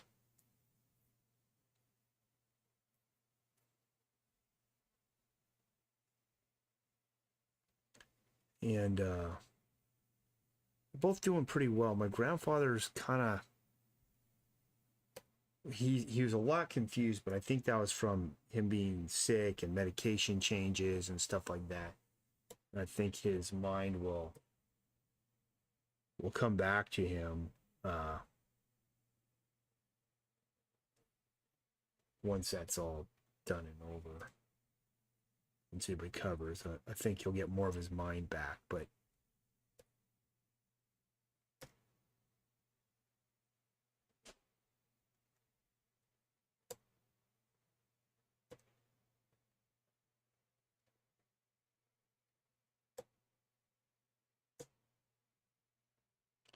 We'll see. My grandmother, her cognitive abilities are very sharp. And it's looking to me like she's going to outlive him, which is going to be rough when one of them finally does go.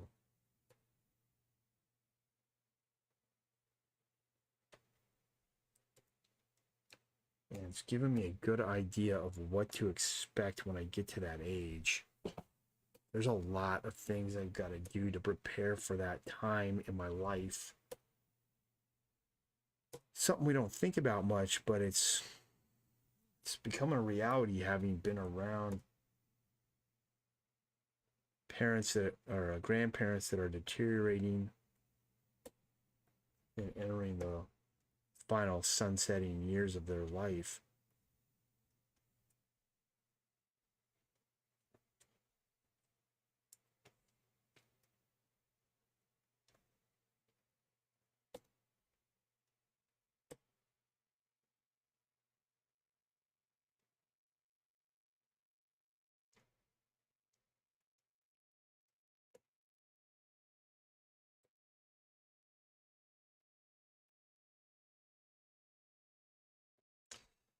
Pretty good there.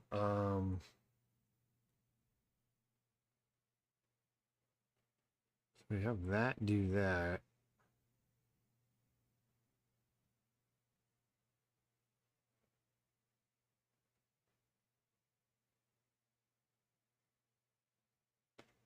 Now what I could do is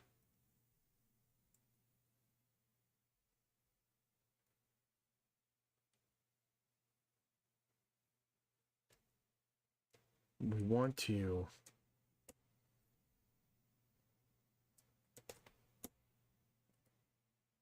here we go. We want to place that there.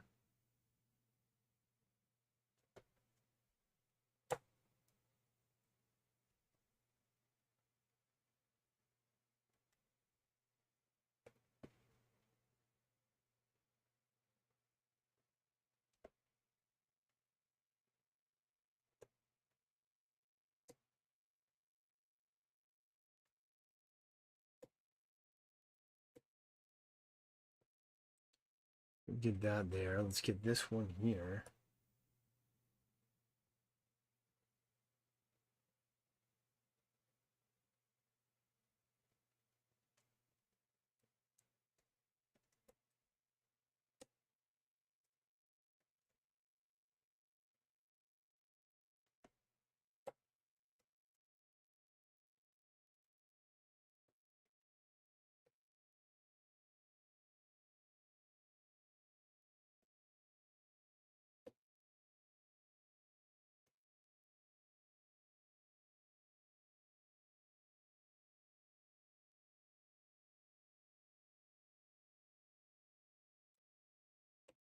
Let me get this color.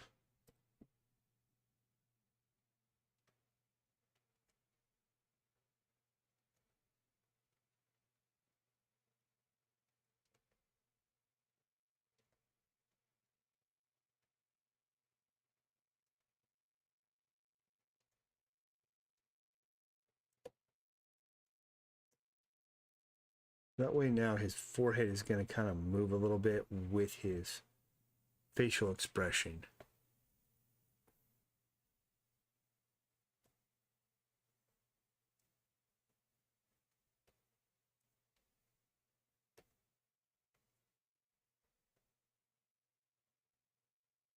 See that?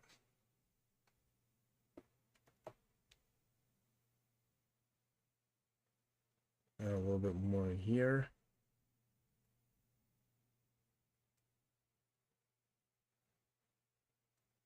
Add it down more.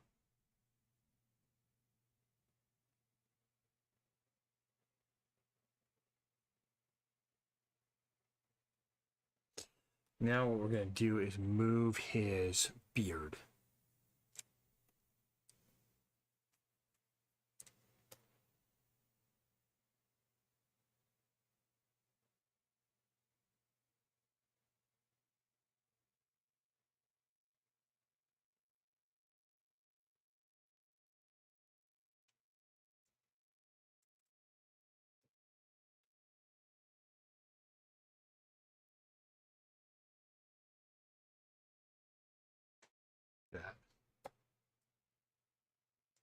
if we turn this on, see, now we've got the whole beard and mouth doing something, which is what we want.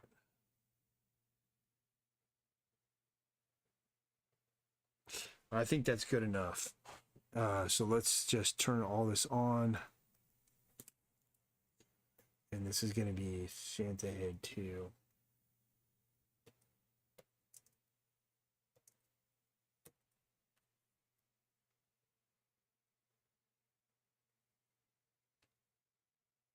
What the hell is going on with all this? We got Santa's arms, man's arms,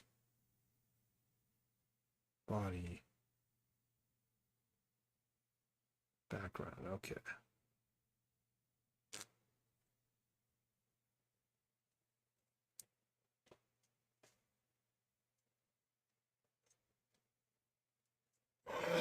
Let me see here. If I turn off this one.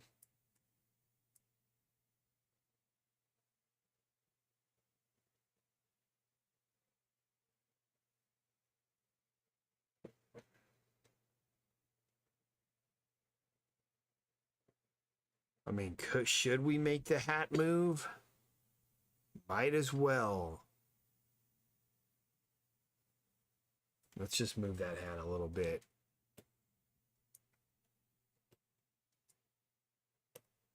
Because the brow's moving down, and it's a very simple thing to do.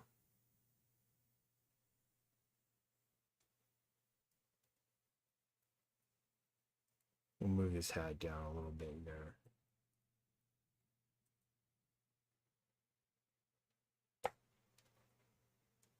So now,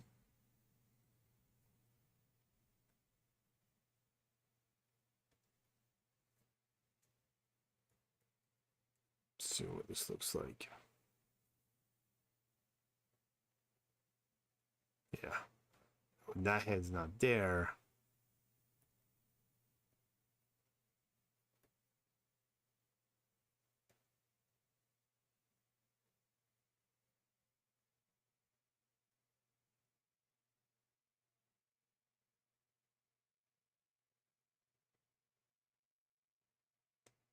Awesome. Save this.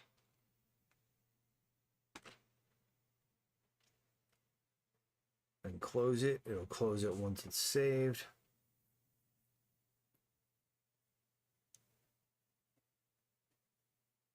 All right, so next page is this one. This one, there's some stuff that I want to do. A lot of stuff I need to do on this page. I'm going to go P. Okay, this one we don't need, so turn that one off. Don't need to save that. And then this page. So I want to try to get through all these pages today. So for this one, same thing. If I just add a blank, it's going to take like probably 5 minutes. It's going to make a huge difference. All right, I will be back. I have to hit the bathroom, and then we're going to keep working on this. Adding more to it.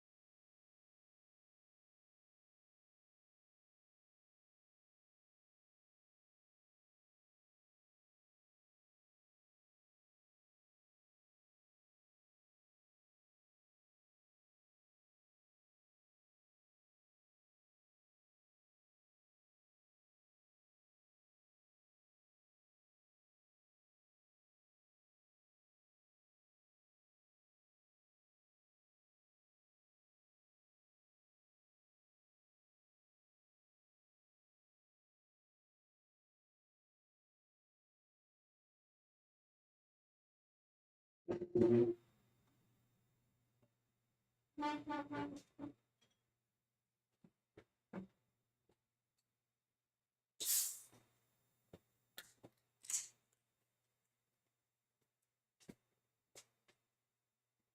right, back.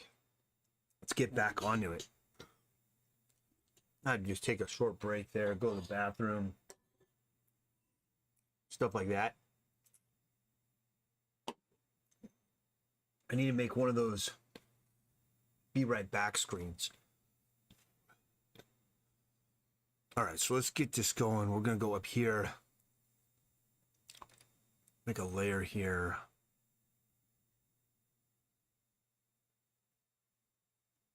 And let's turn it down just a tad.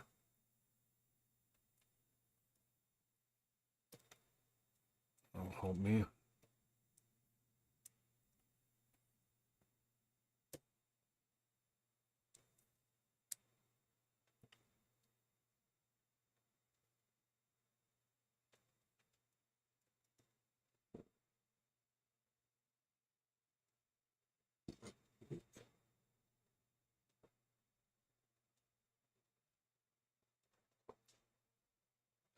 Basically it.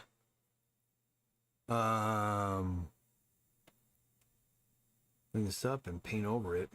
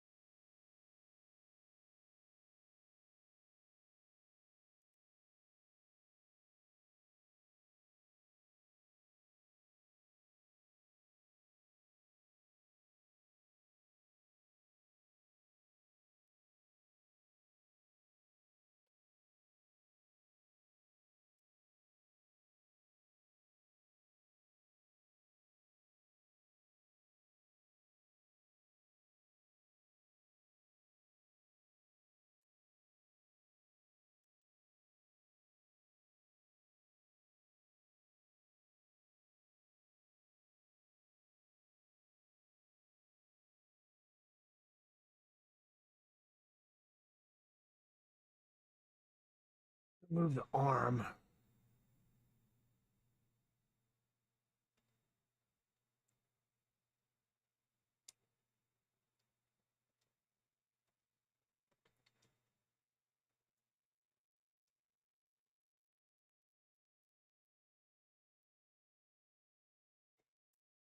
And then let's go take this head, copy it up there. Right there. Turn that on.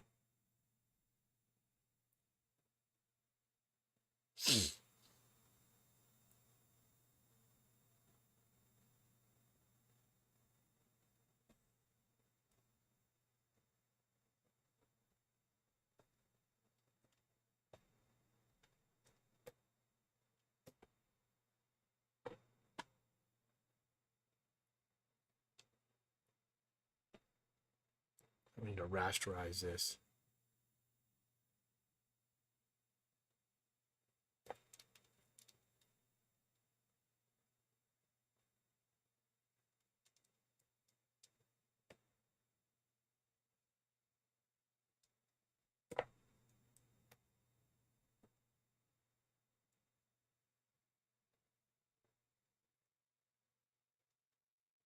Oops.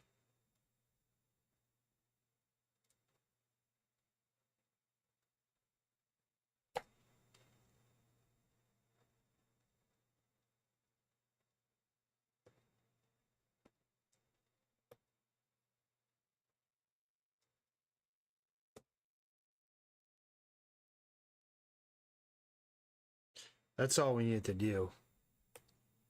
So let's see here.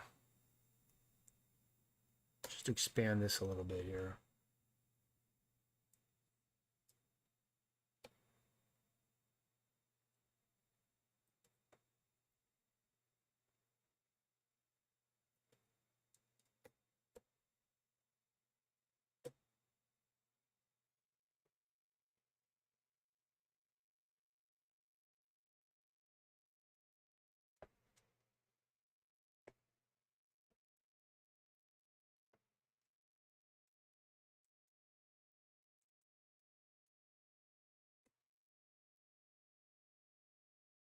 Well, we need to expand that.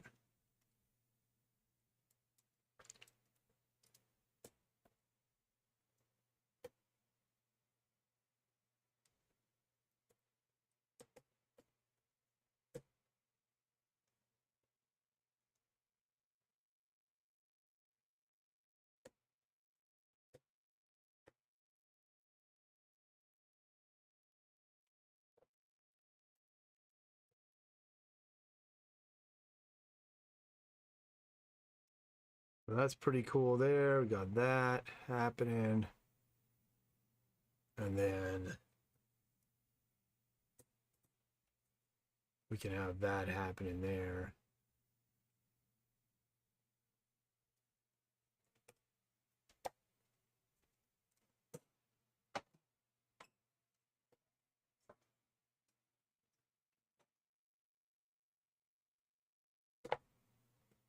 Whoops.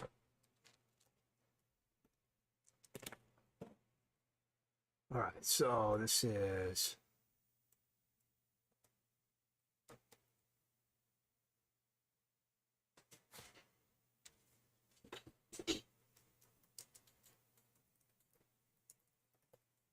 Santa. This is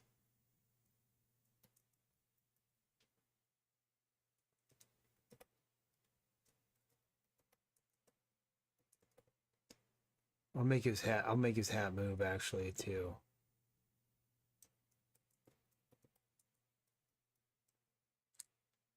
So we're gonna move this hat when he blinks. We want it to come down a little bit.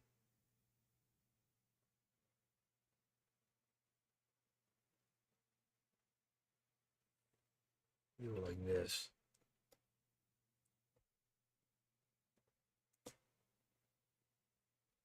Pivot right from there. Oops. Bring it down there.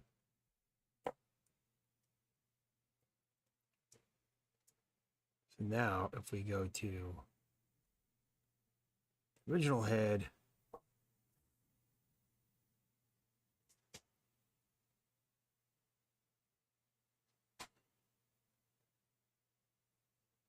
now it does that when it blinks.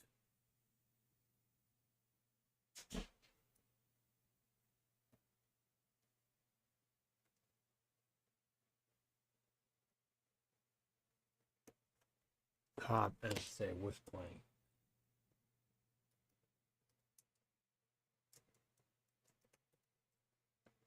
And then Santa's jaw.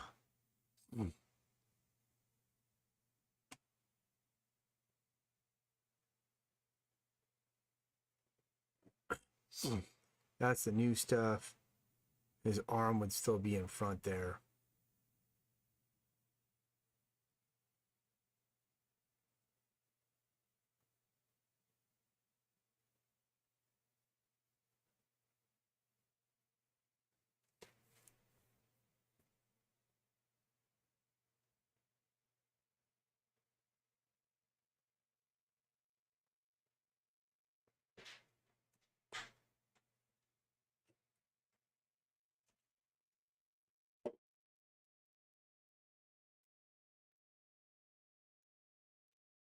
All right, we got all that done. Done. We got to get a state reseller's license for Texas. So I'm going to be doing a convention in Texas next year, which I'm very excited about. All right, so for this one here, we want this guy to be talking and stuff. I'm gonna move this stuff here.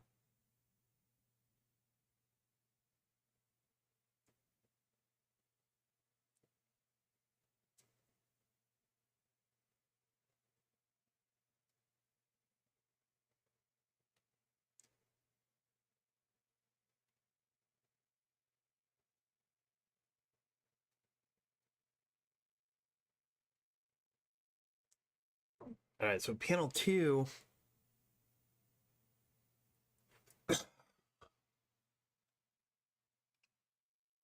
What are we gonna do? I'm getting tired of this. Let's keep it going. Let's keep it going here.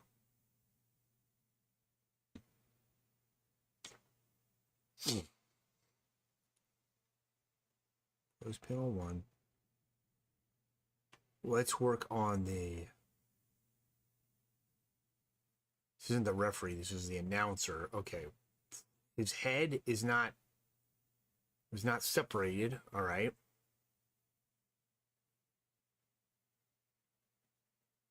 Some of this makes no sense. Like, why did my rigger separate the hair? Why? I don't know.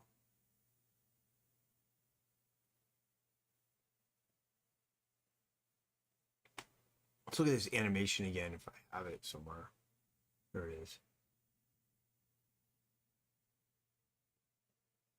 So if we look at this again, okay, we got this. This is only going to be like a second, so there's no point.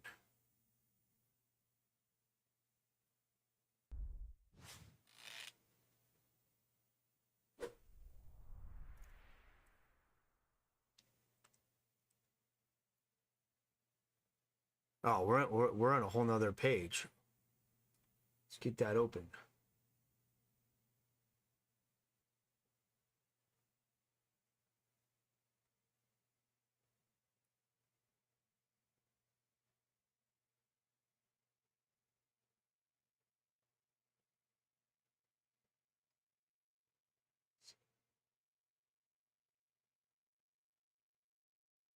All right, so let's see what we're dealing with. So here we'll have a blink now. We'll have the jaw chattering.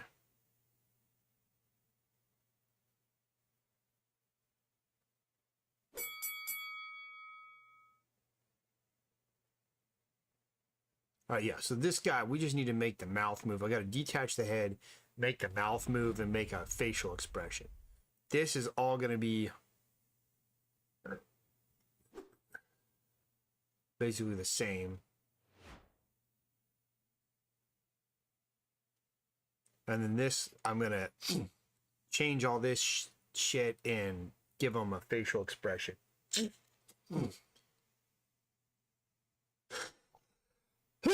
So there's a lot to do, actually. So to start, let's get all this turned off. Let's get this referee's head separated out. All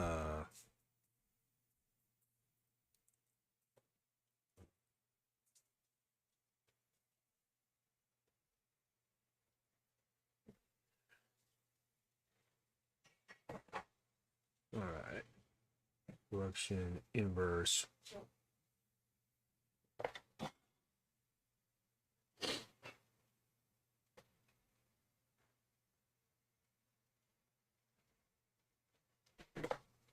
All right.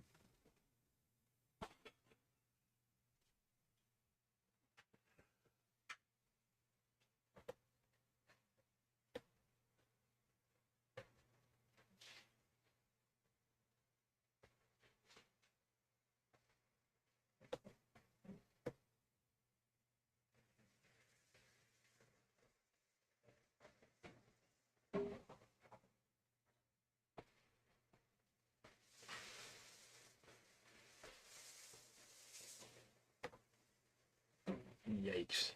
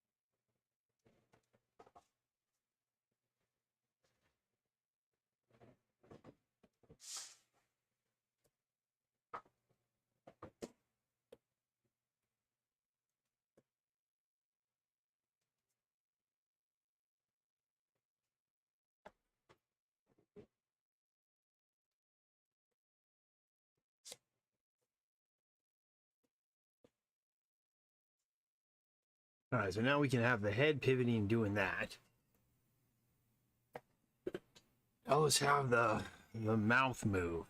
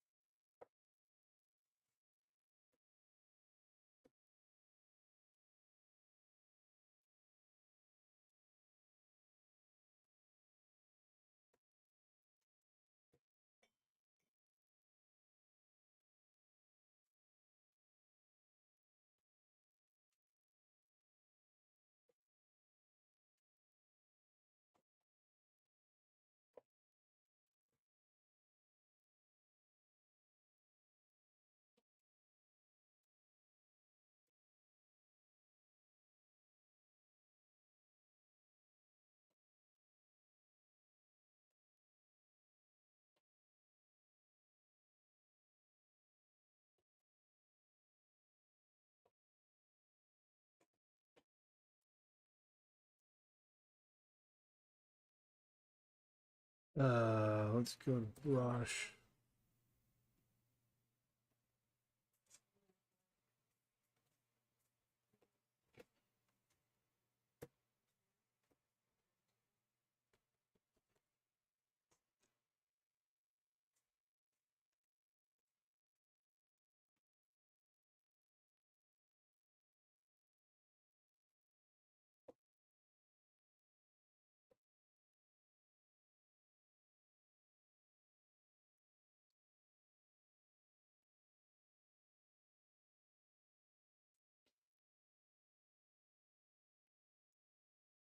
Yeah, let's see here. Now, if we do that, let's see if we go Command T. Not really gonna work. You can do that, but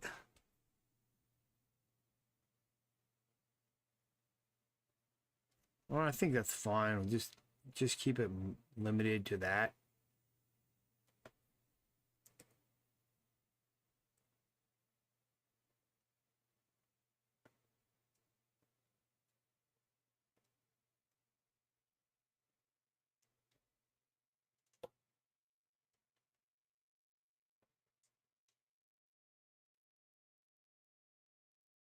What's going on?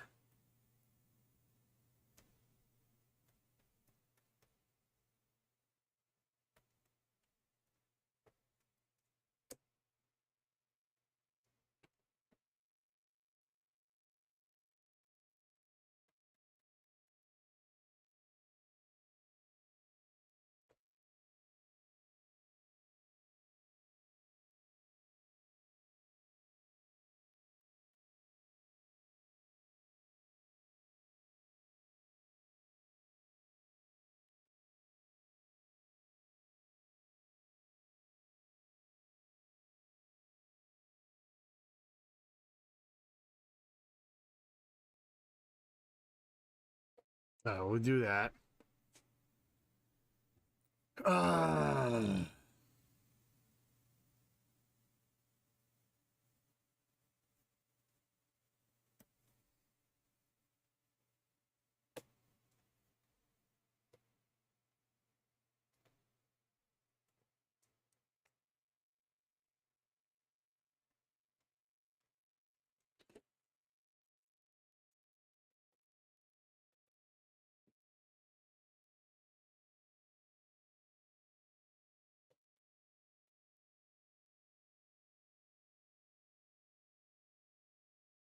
I wonder if it would work better if I just took this part of it here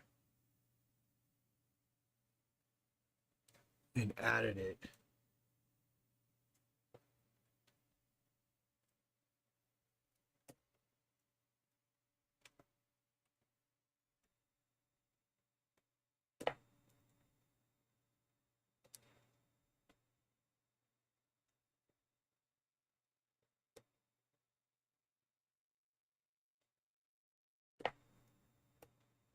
To this.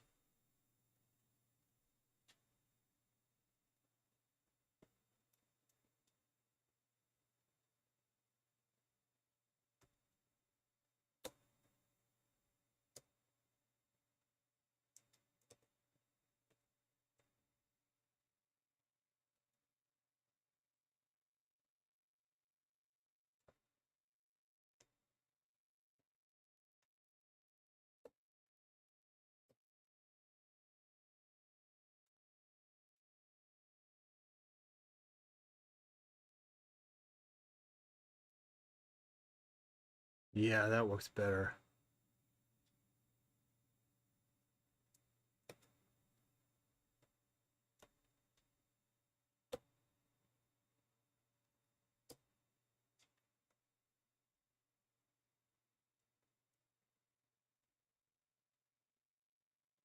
I think we've got a better jaw situation now.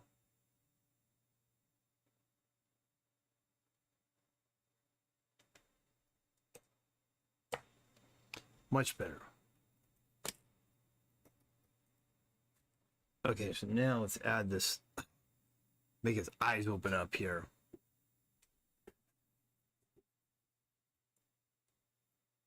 Do that. Turn it down just a little.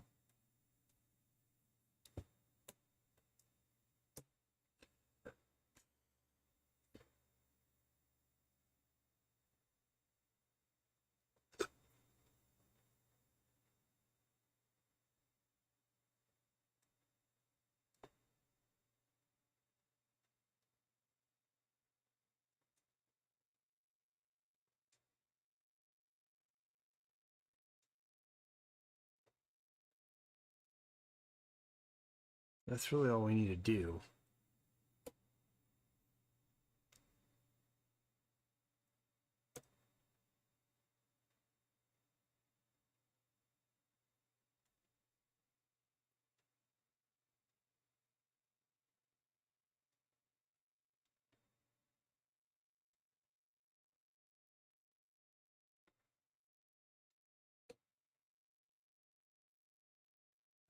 Brush this in here.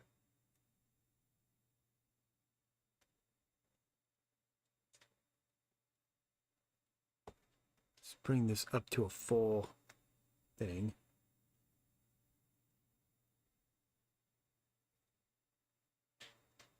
This needs to be. Wait, what did I just do?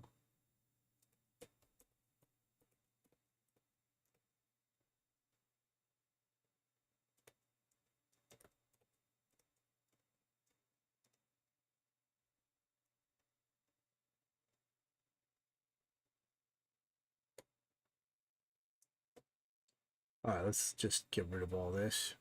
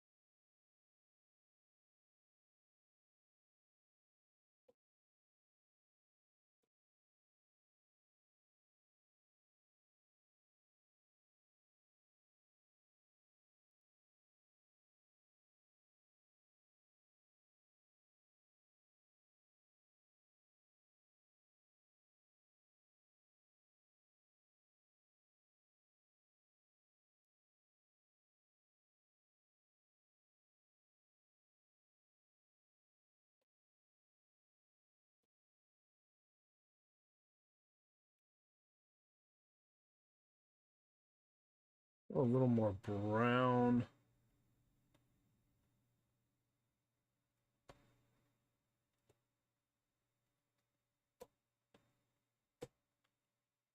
Get that in.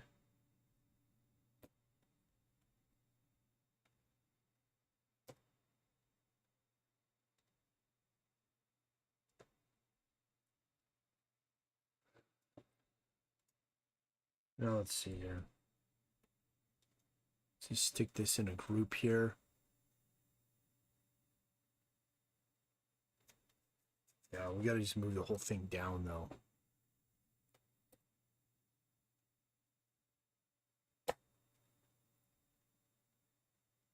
There we go. And then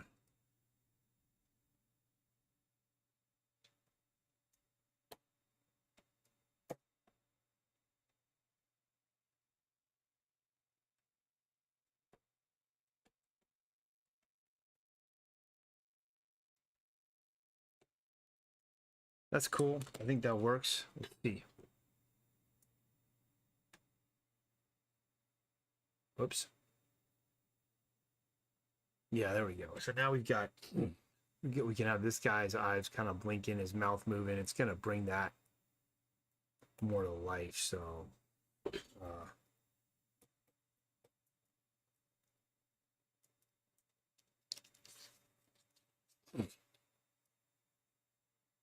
all right.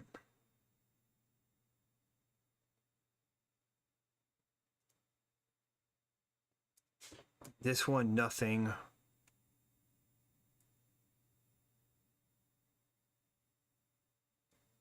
This one, we've got to redo a bunch of stuff. So, starting with the hand. So let's save this up.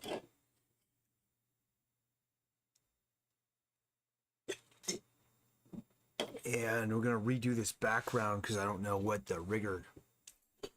Looks like the rigger did some generation or something. Not... Looks bad. So let's see here. Finger, head. We'll start from the foreground and work to the background. So the first thing with the finger is, let's rasterize this. Well, let's see if there's what's in here. Nothing. Okay. So, what was that? Get back to this.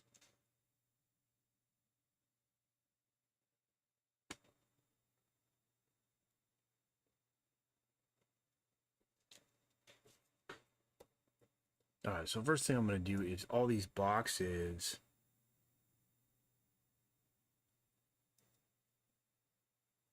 We're going to remove them. Because they should be like moving around like pixelation on a TV screen or something.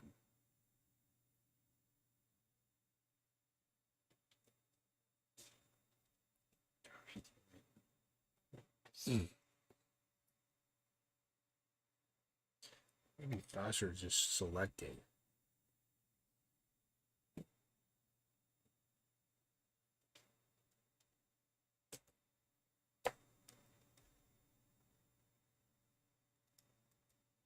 Just do it this way, whatever.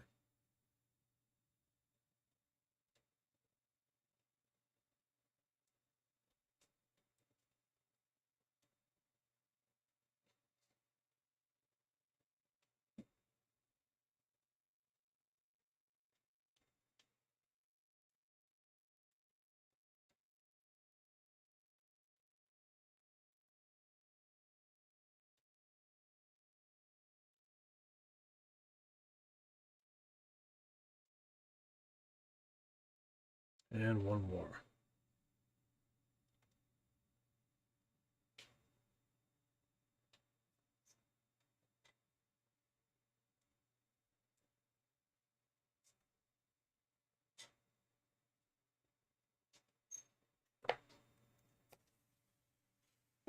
Okay, let's go through these, clean them all up.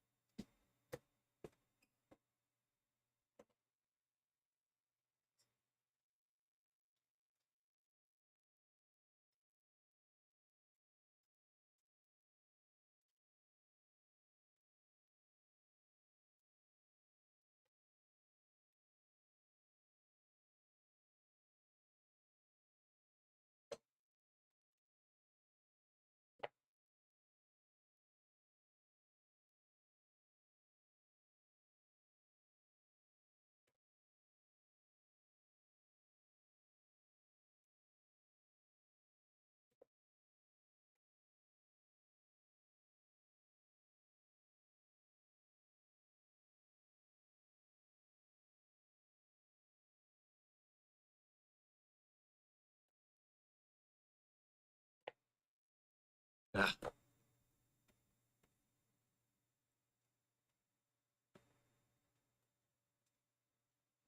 Nothing on that one.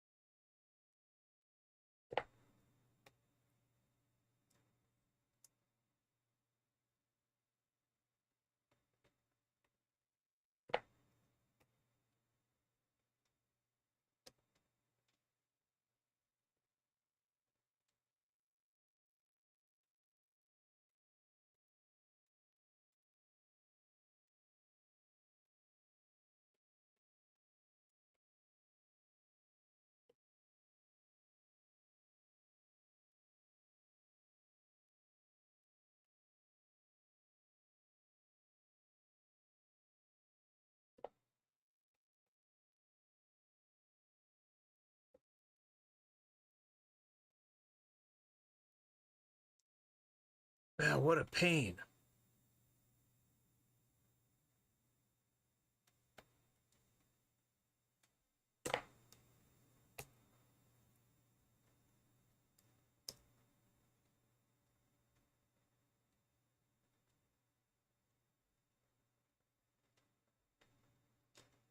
Okay, that takes care of that one. Let's keep working our way through these.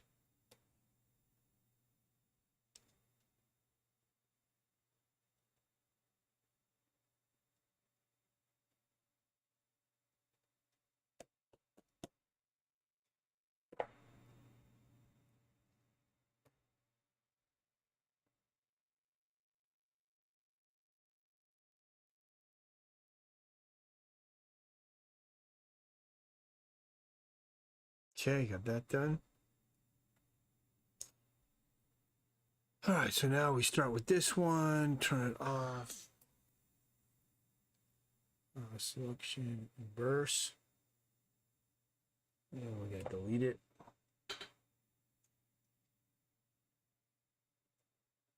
This one. Inverse. Delete it.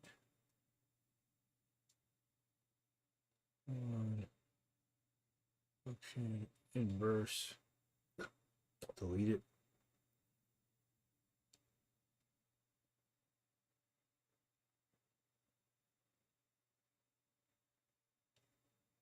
Function inverse. Delete it. Whoops.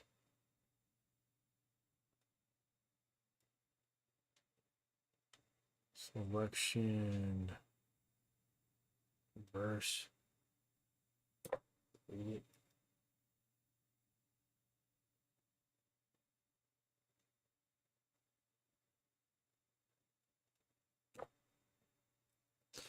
Okay, we still need to get this one done.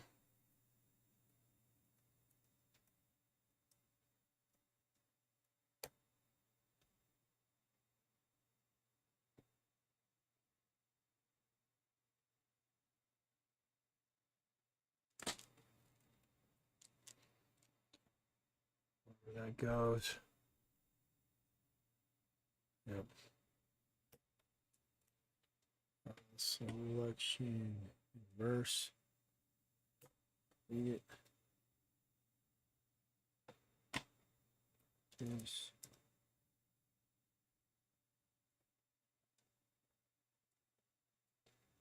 That done. That done. That done.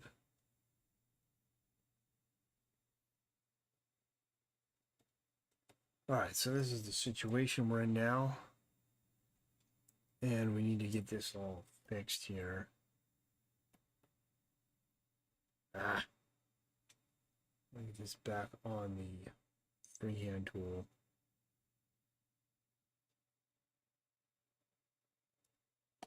I'm just going to delete all of this.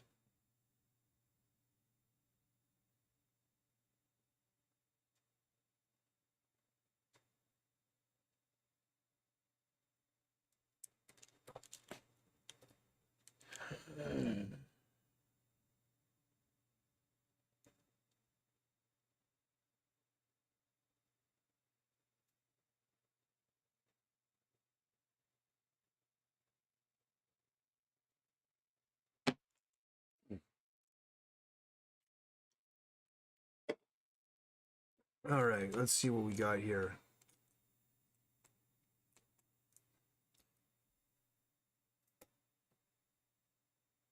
Let's get rid of all this.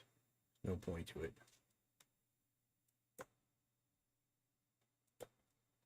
Okay, so now, do I need to alpha lock one of these two?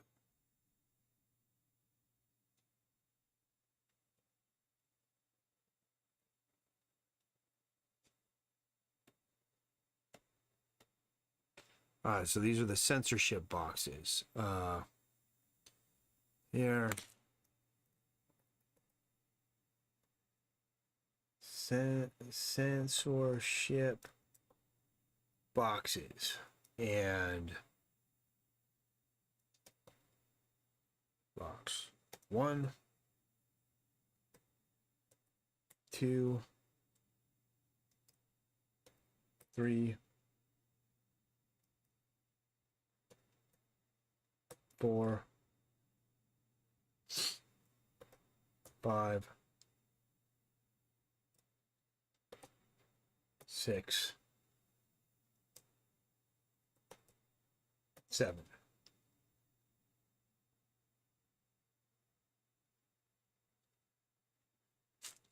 All right, for the finger.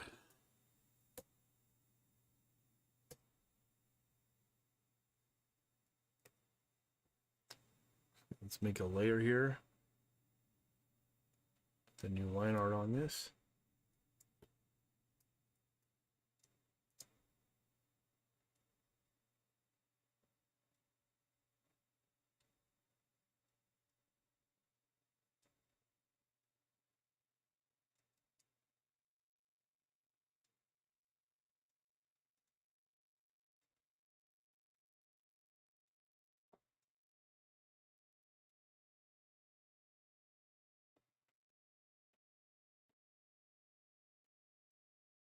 I think that works.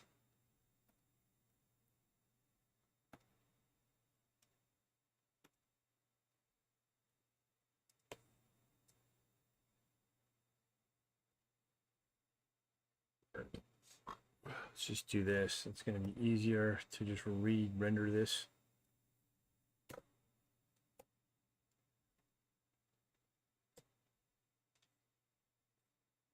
Yeah.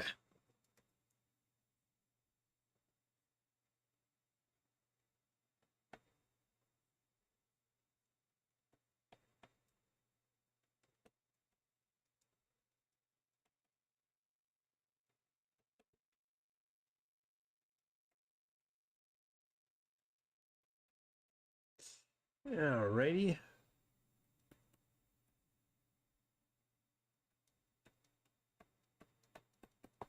think that's pretty good there. Let's fill in the color. This is the fun part, and this is the part that is easy and goes quickly. And the not fun part was all that stuff I just did to separate all those boxes out and all that, because that's just monotonous, laborious, boring stuff. But that's animation, man. It's like you have to trudge through a lot of boring work to do it. Like, it's just, that's just the cost as an artist. If you want to do animation, the cost that you're paying is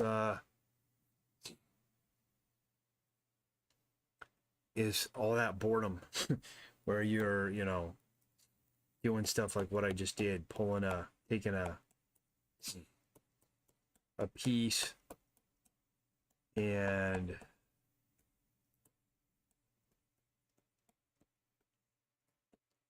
trudging through it.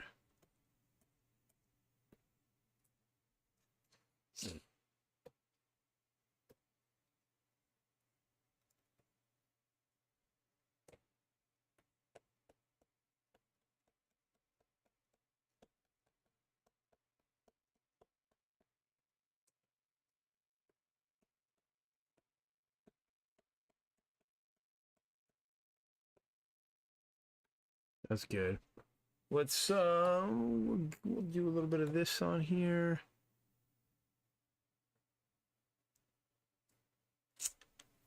Do this on another layer.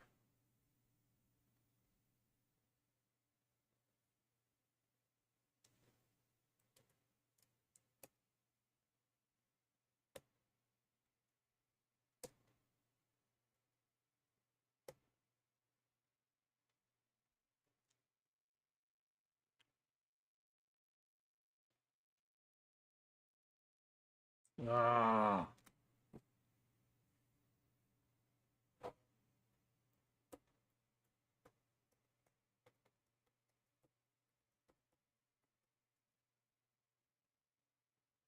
All right, we're still here.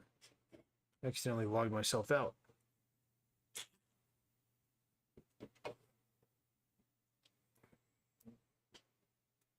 Just make sure this is back up.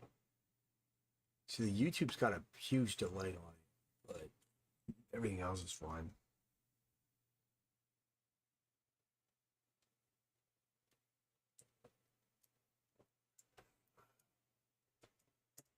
Switch back to this guy.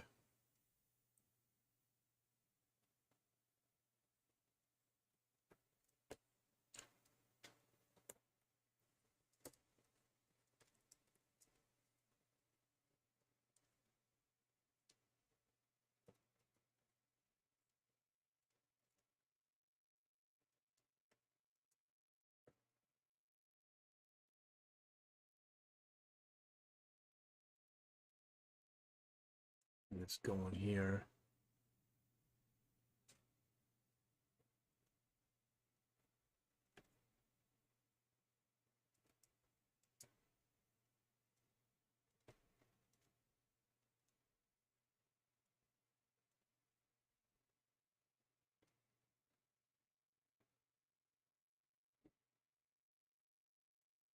Just throw this stuff in, man. We're gonna get this.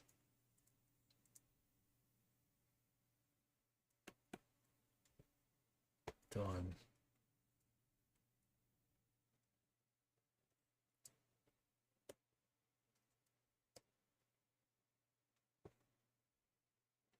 That's better. All right, that's not bad. Actually, kind of need to do that more.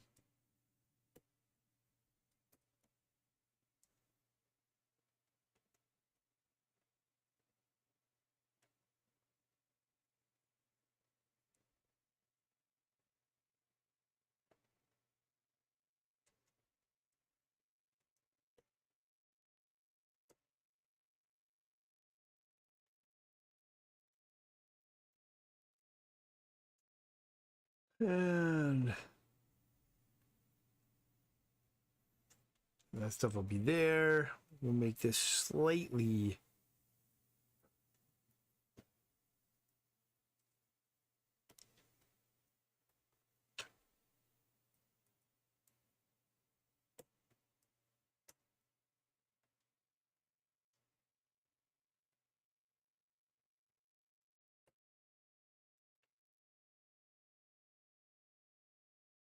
There we go.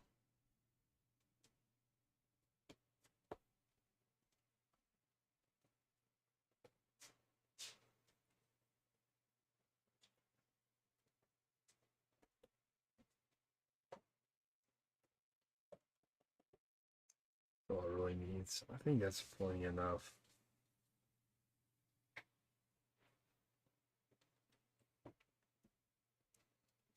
And then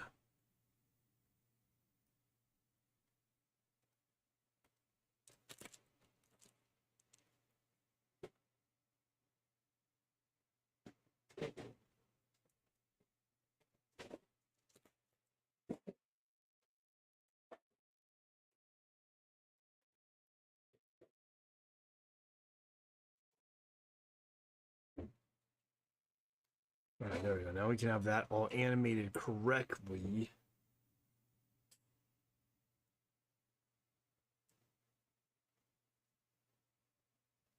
So none of these are in here.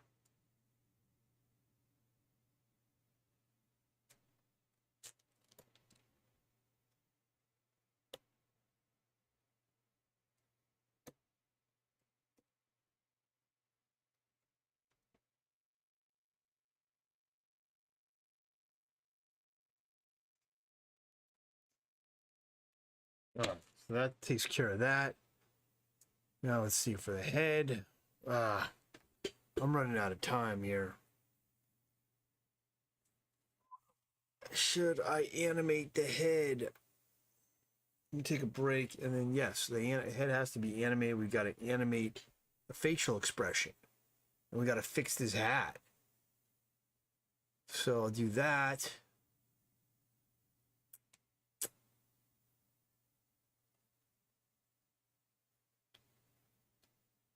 What the hell is that? How to fix that? That is weird shit that's happening there. And this has to be redone. Like, what the freaking hell is this sort of weird ass stuff? All right, well, we just make our way through it then.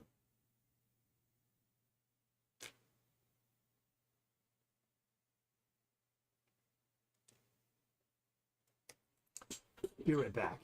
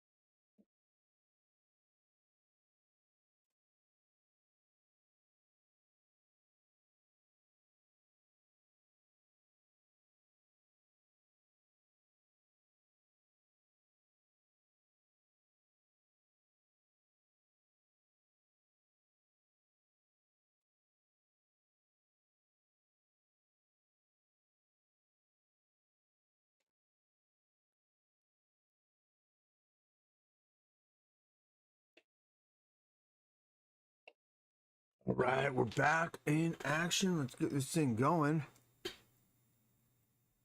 All right, so we're gonna put a blink in. I mean, this is like absolutely has to have a blank. So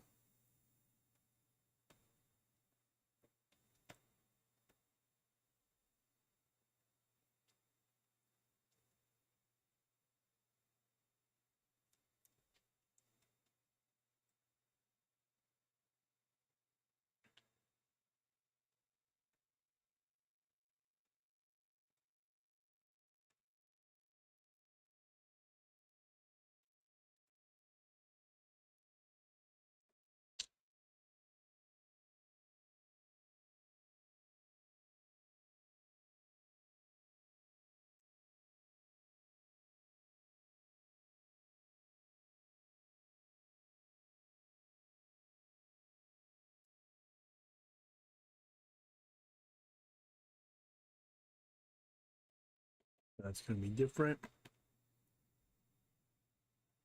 That'll be the same.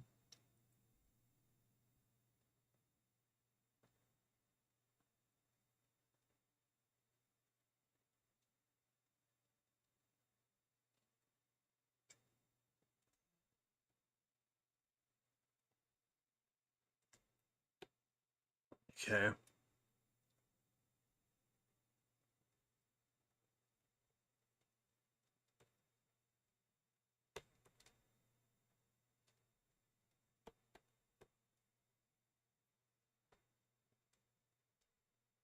No, it's got to, I'm going to make this point up more.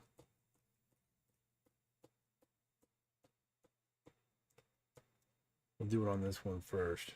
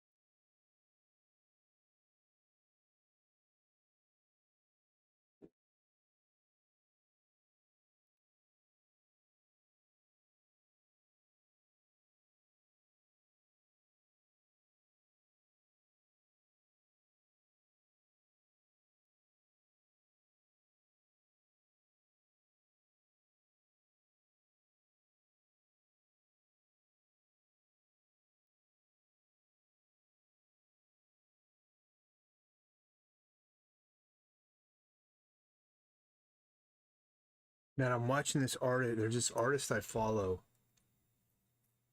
on Instagram, and he does upcycled paintings, and he does cool stuff, and he does a really good job.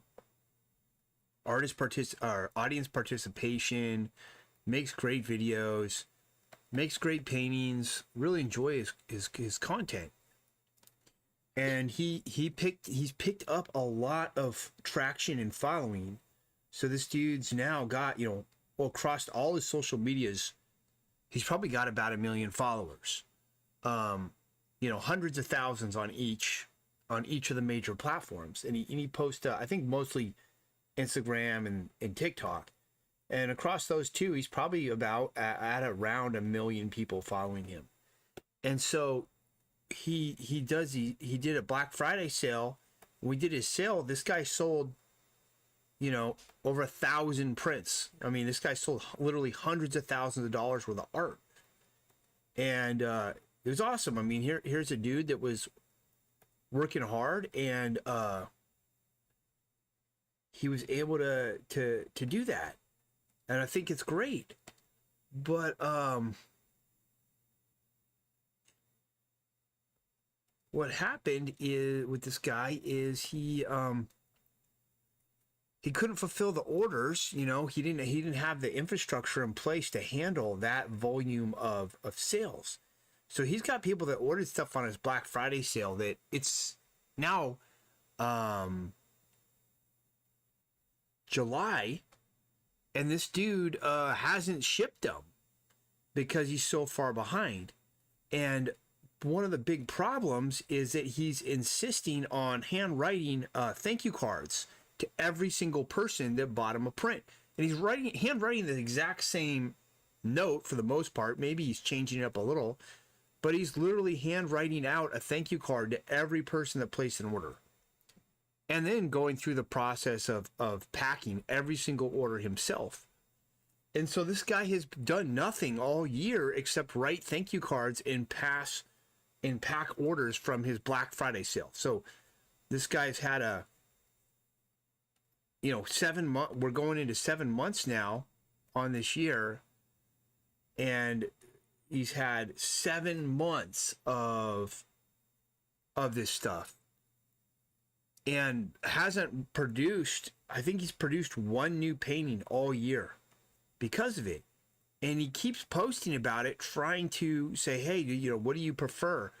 What do you prefer? Do you prefer mass produced or handcrafted? Stuff like that, trying to say that he's trying to avoid being like a mass produced guy. But I'm just like, I think people would rather just get their piece, man, get the piece, than have a handwritten card and be able to see more new paintings from you. That's what I'm thinking. Like, it drives me crazy because I would never do that. I'm like, I want to make new work. My job as an artist is not to write thank you cards. I'm sure I'm grateful for anybody that appreciates my work, and I will express that any way I can. But my job as an artist is to make art. And oh man, it is just driving me crazy to see this guy, because he's reached a level of opportunity that a few artists ever achieve.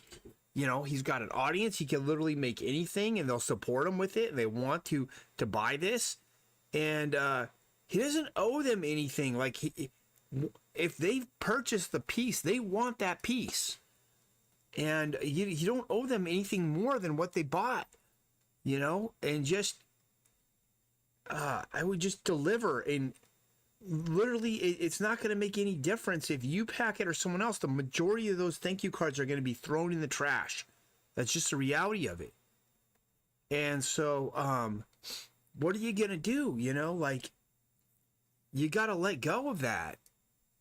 In my opinion, you got to let go of it.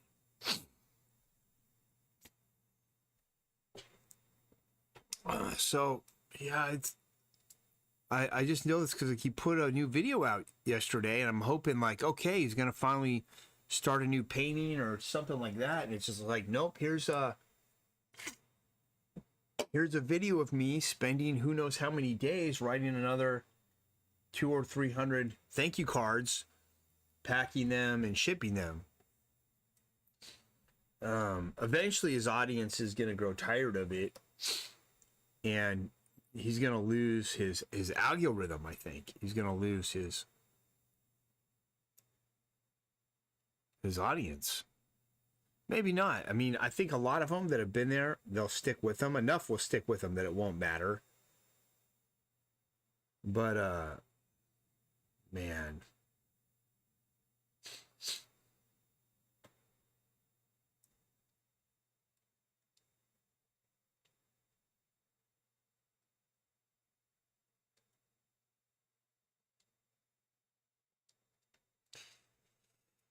All right, so let me just make this thing a little more invisible so I can see where everything is supposed to go. So anyway, needless to say, if I'm ever in that position and I sell 1,000 pieces of art on Black Friday, you will definitely not be getting a handwritten thank you card from me. I'll tell you that right now. Just want all you guys to know that. I will be able to make more art is what I'd be doing with that. And that would be it.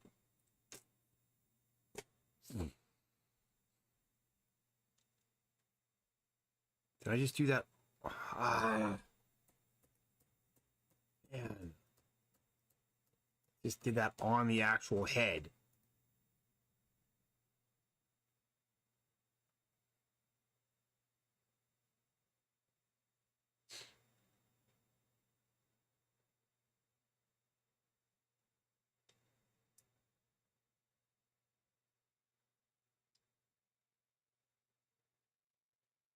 This has been a long stream.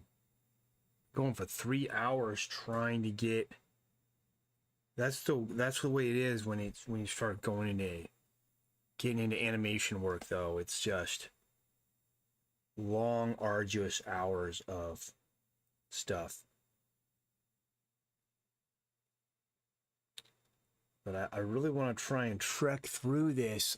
I think I might have to call a hard stop at 1 o'clock because I've got to load up for show tonight. I don't have to be there until 7:45.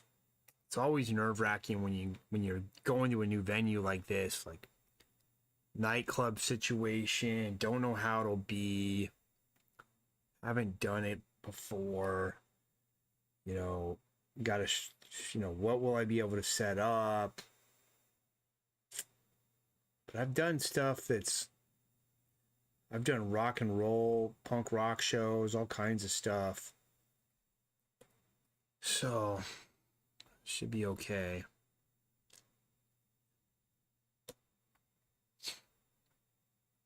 What are we doing here?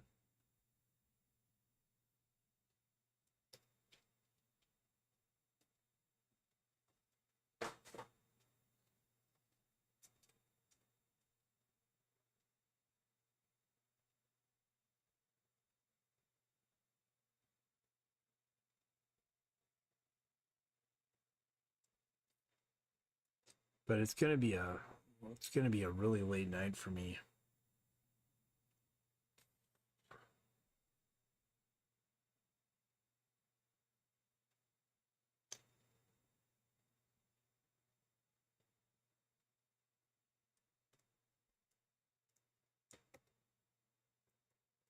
Just gotta get all this flatted in here, so I know what is what.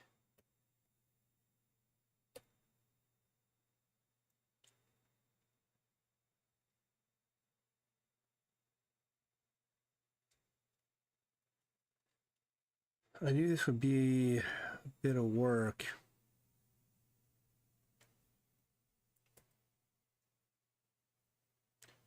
But did I know it was going to be this much work? Probably not. See that.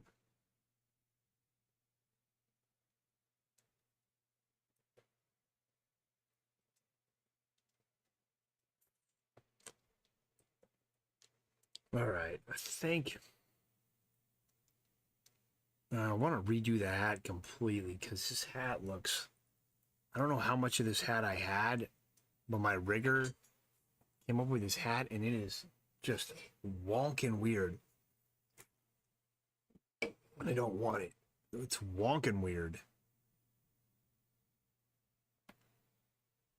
So let's replace that.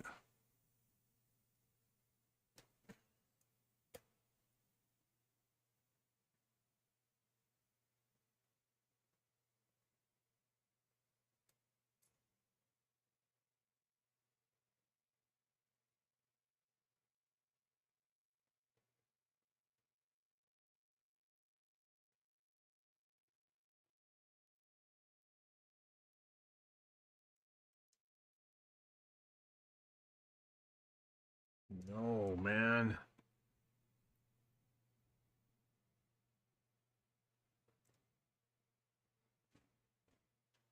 Now we got a hat that looks somewhat like a normal Christmas hat.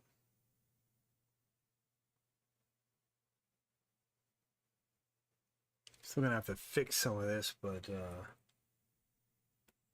some of these lines, but it's better than it was.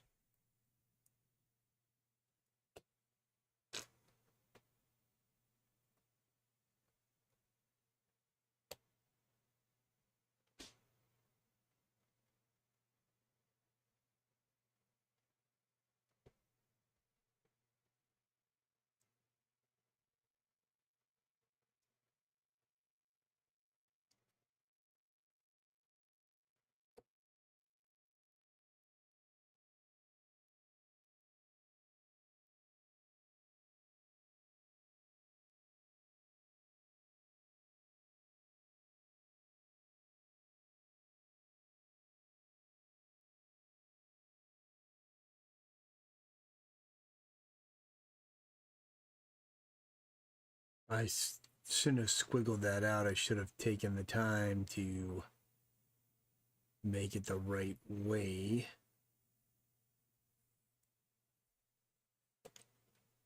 We'll do that now.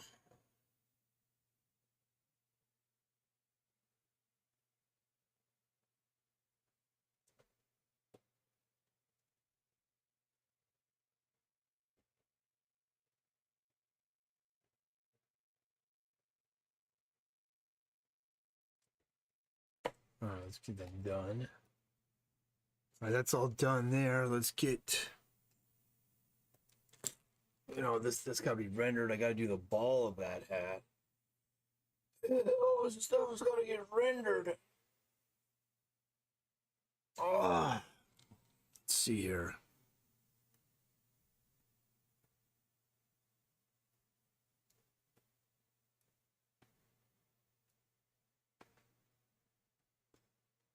It's like, what the fuck?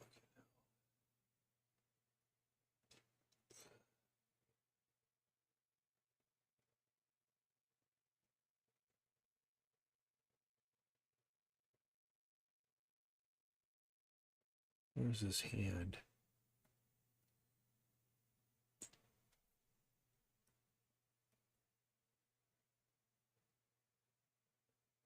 I gotta fix that too.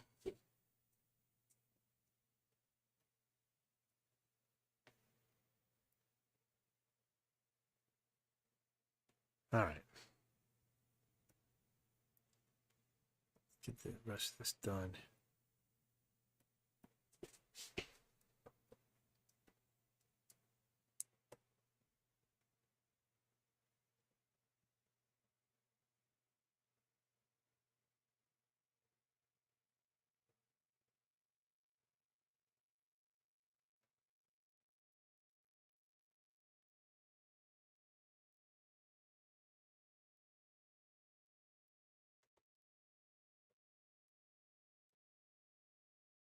Oops.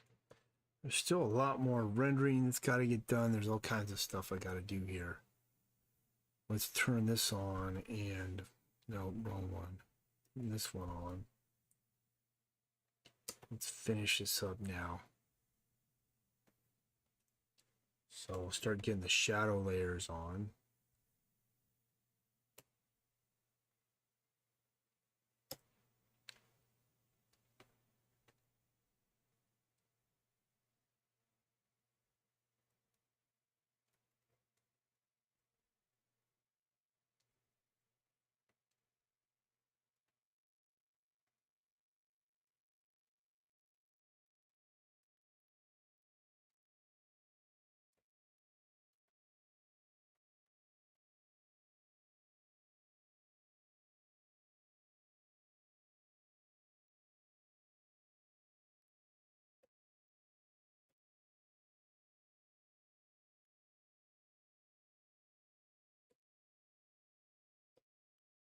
Got a bunch of administration stuff I got to take care of after this.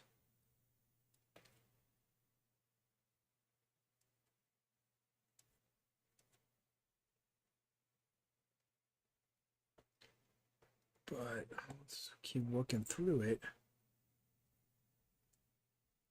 That's going to get replaced.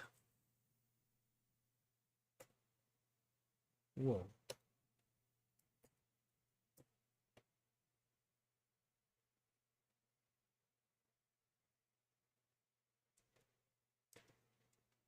That stays. This goes.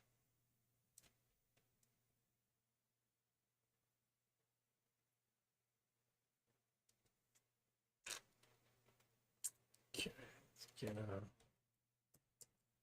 some of the details and stuff in here.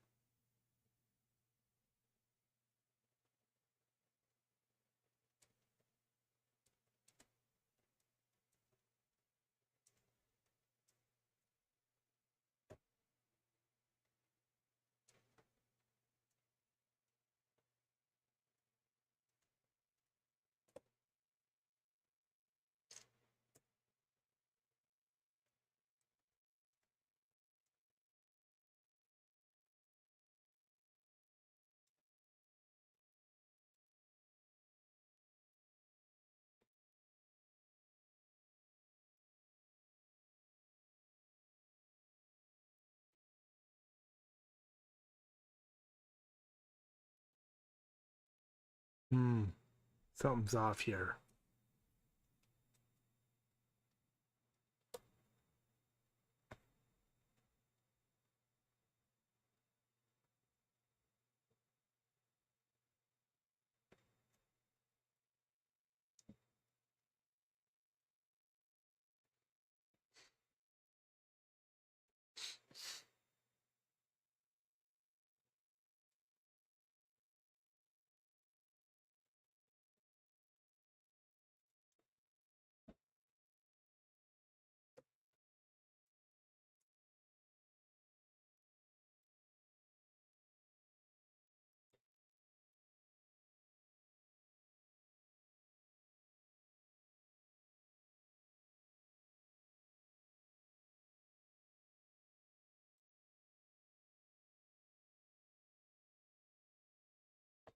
Already that's looking way better.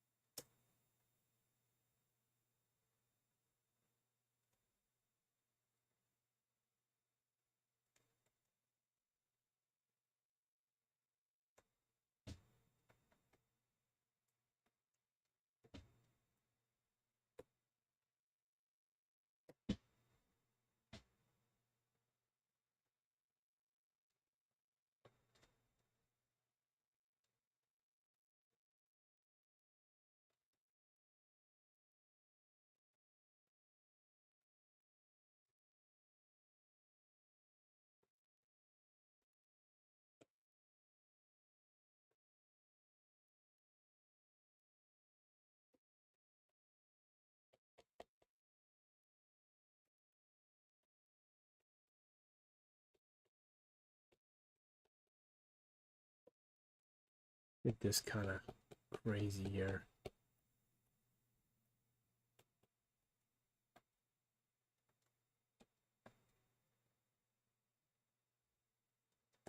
Softness through there.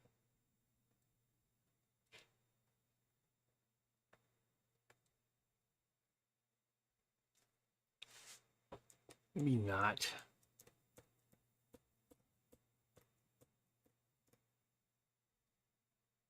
Be better if I did this on its own layer, because then I could go back over it, soften it further, adjust it further, all kinds of things like that.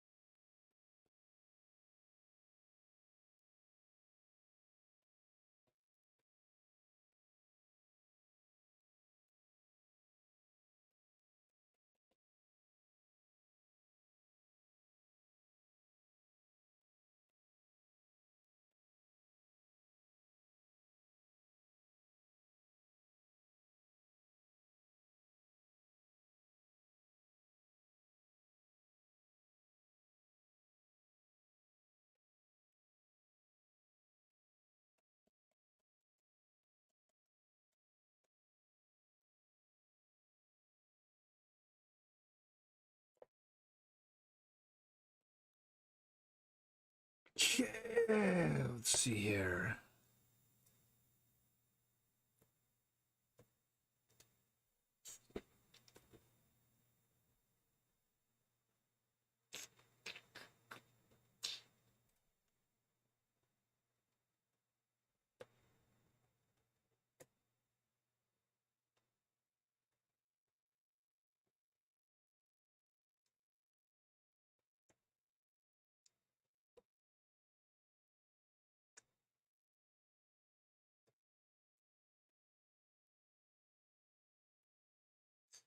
Let's see how we're gonna get this here. We're gonna go like that.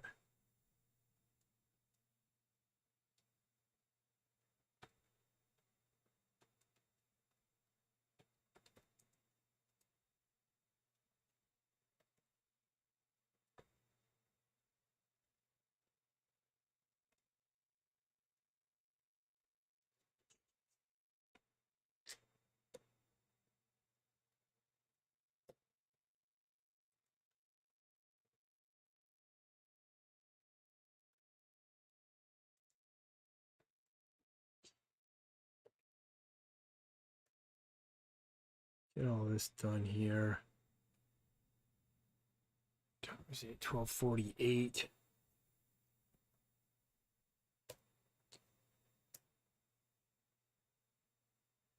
Still quite a bit of work that needs to get done on this. Let's see here.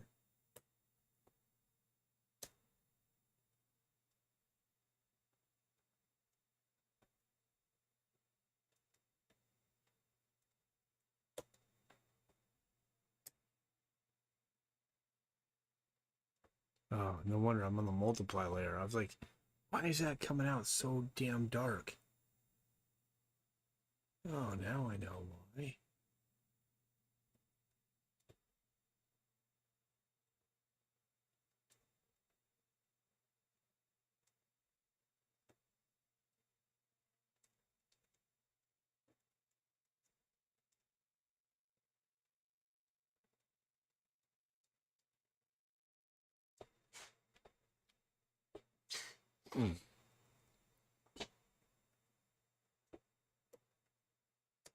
I'll just soften edges.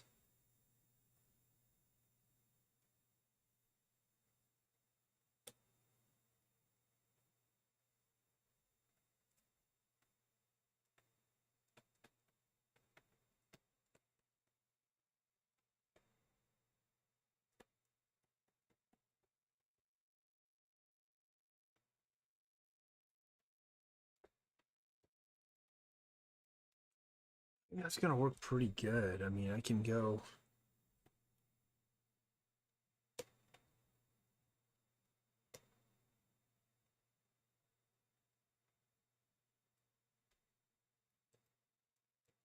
There, that looks good.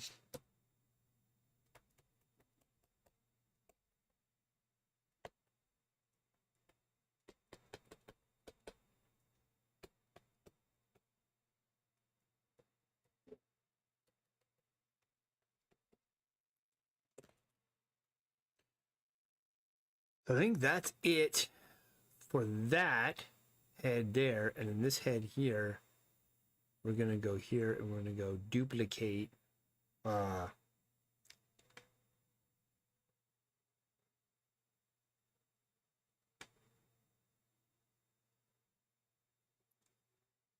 we'll put all of this together in one layer. Wait, no. Before I do that, I'm going to delete off all of this.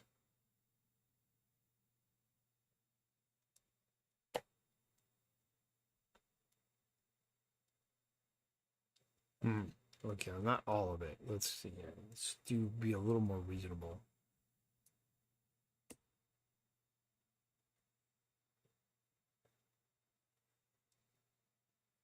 So we delete off that.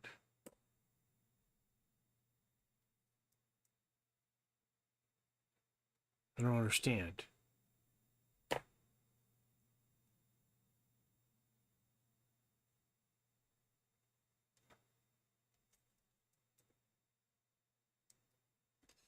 All right.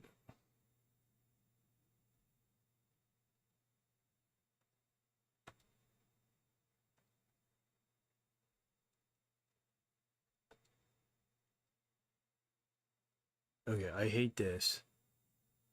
That goes. That goes. That goes. Okay, that works well enough.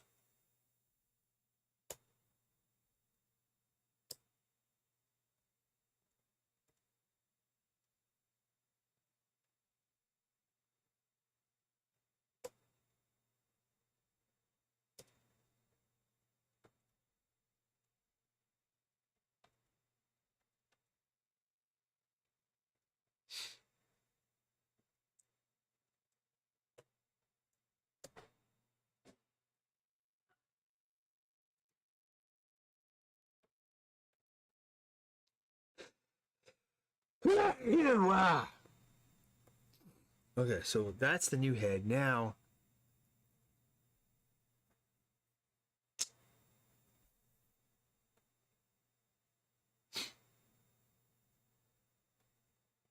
there. This is the old one. So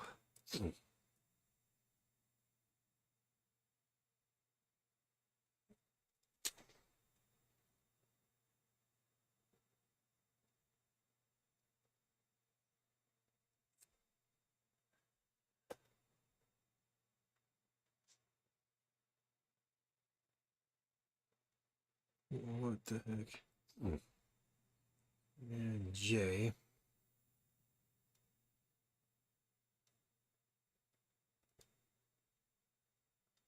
What? Okay, I've got to do this.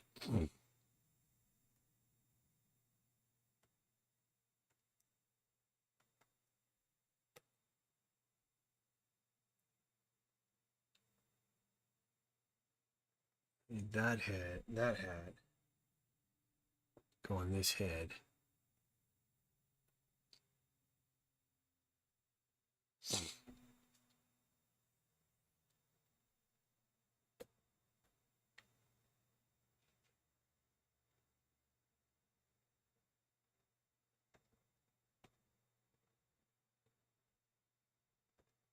Ah.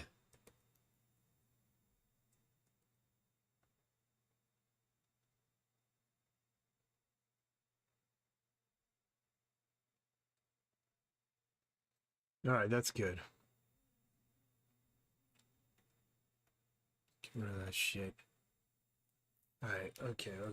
So now we got to extend that mustache.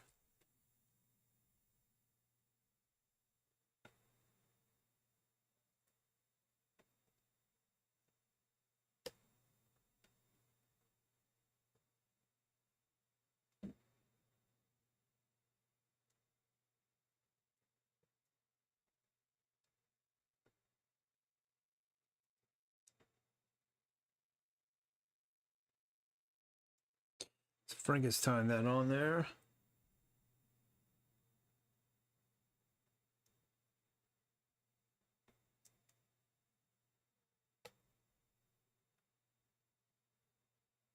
And now we can lower this hat. We'll go.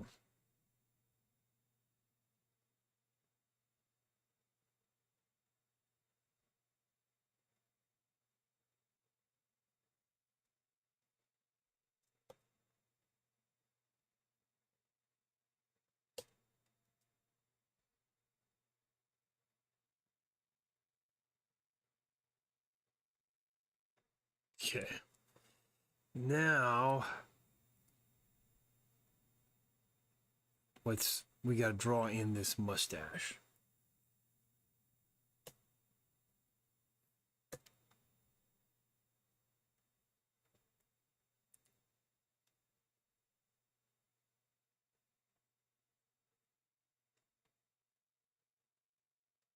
There we go.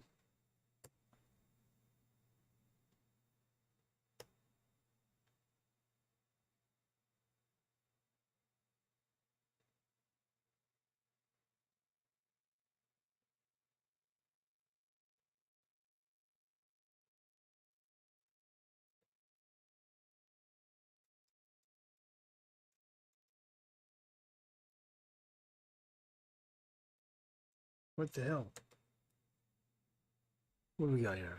This. All right, let's get the right color.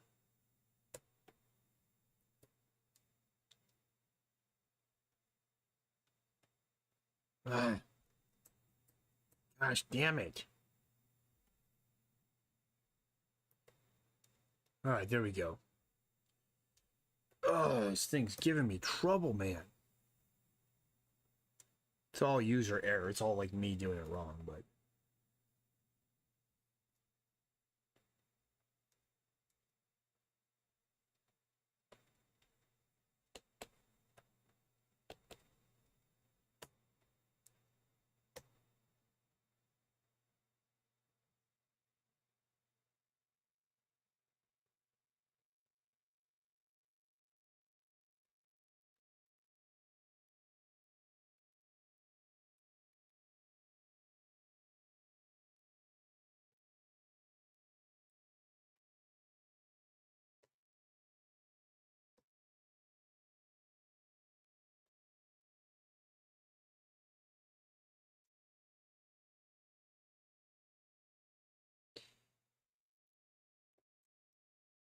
All right, it's looking better. I mean, it's still off. We'll adjust it. Let's just put this whole thing together here.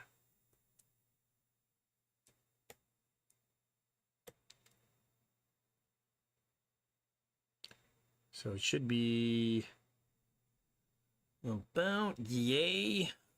Maybe about yay. About yay size.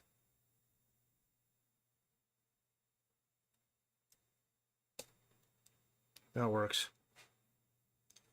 That. Okay.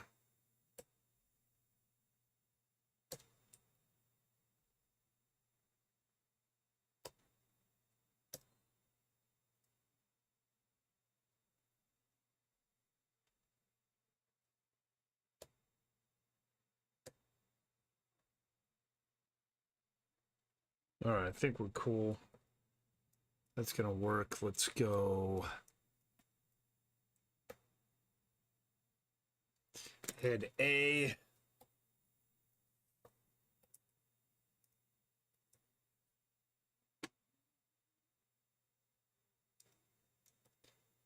Uh, head B.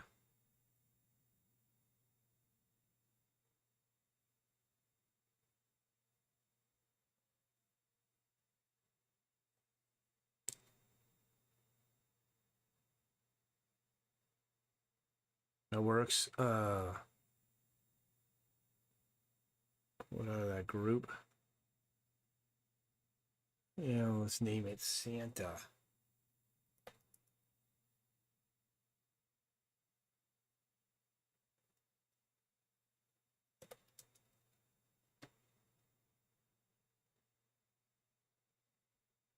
Finger and censorship box. Okay, so that's all done.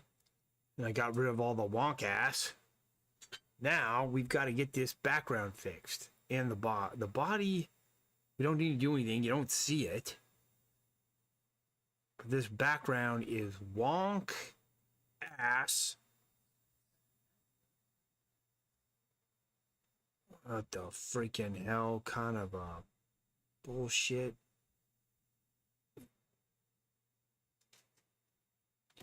All right. Some weird stuff on here. Let's fix this all up.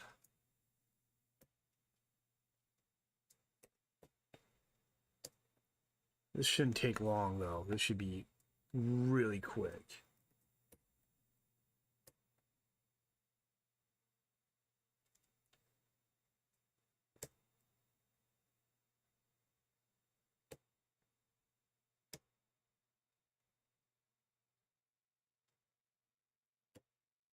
Okay. We are getting rid of the wonk. All right, let's go in here.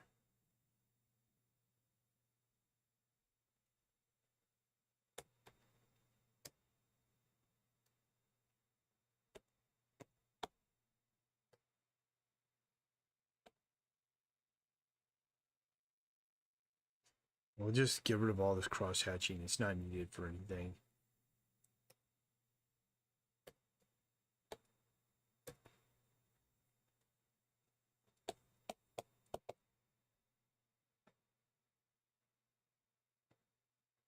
I mean, that's it. That looks way better.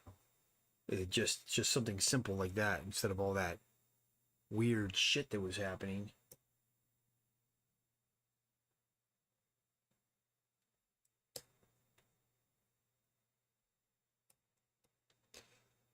I very much like this. That's it. That's all it needs. We can fix these a little bit better.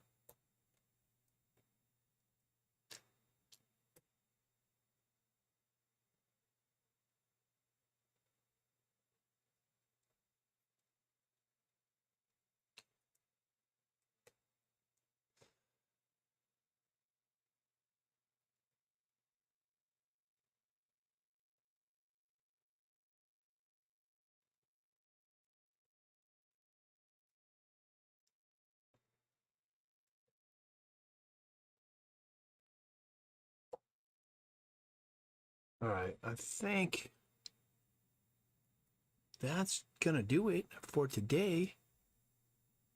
Let's merge all this together. Screen.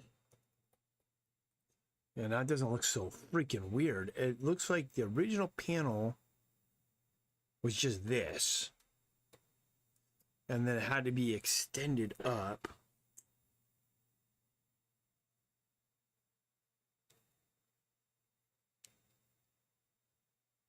And so we have, and that looks great. And I love this. I love that I made that. I'm glad we did it.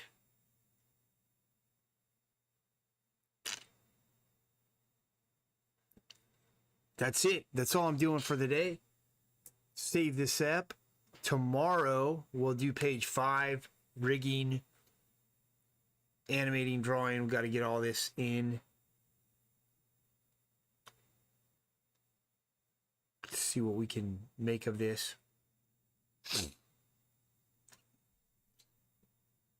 For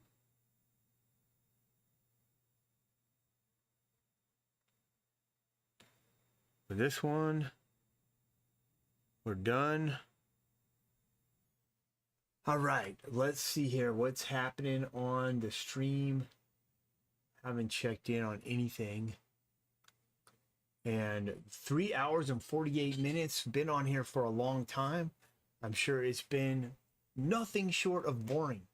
I'll be back tomorrow with another long live stream where I'm going to be rigging more animation stuff up. That's what has to get done right now. I will see y'all then.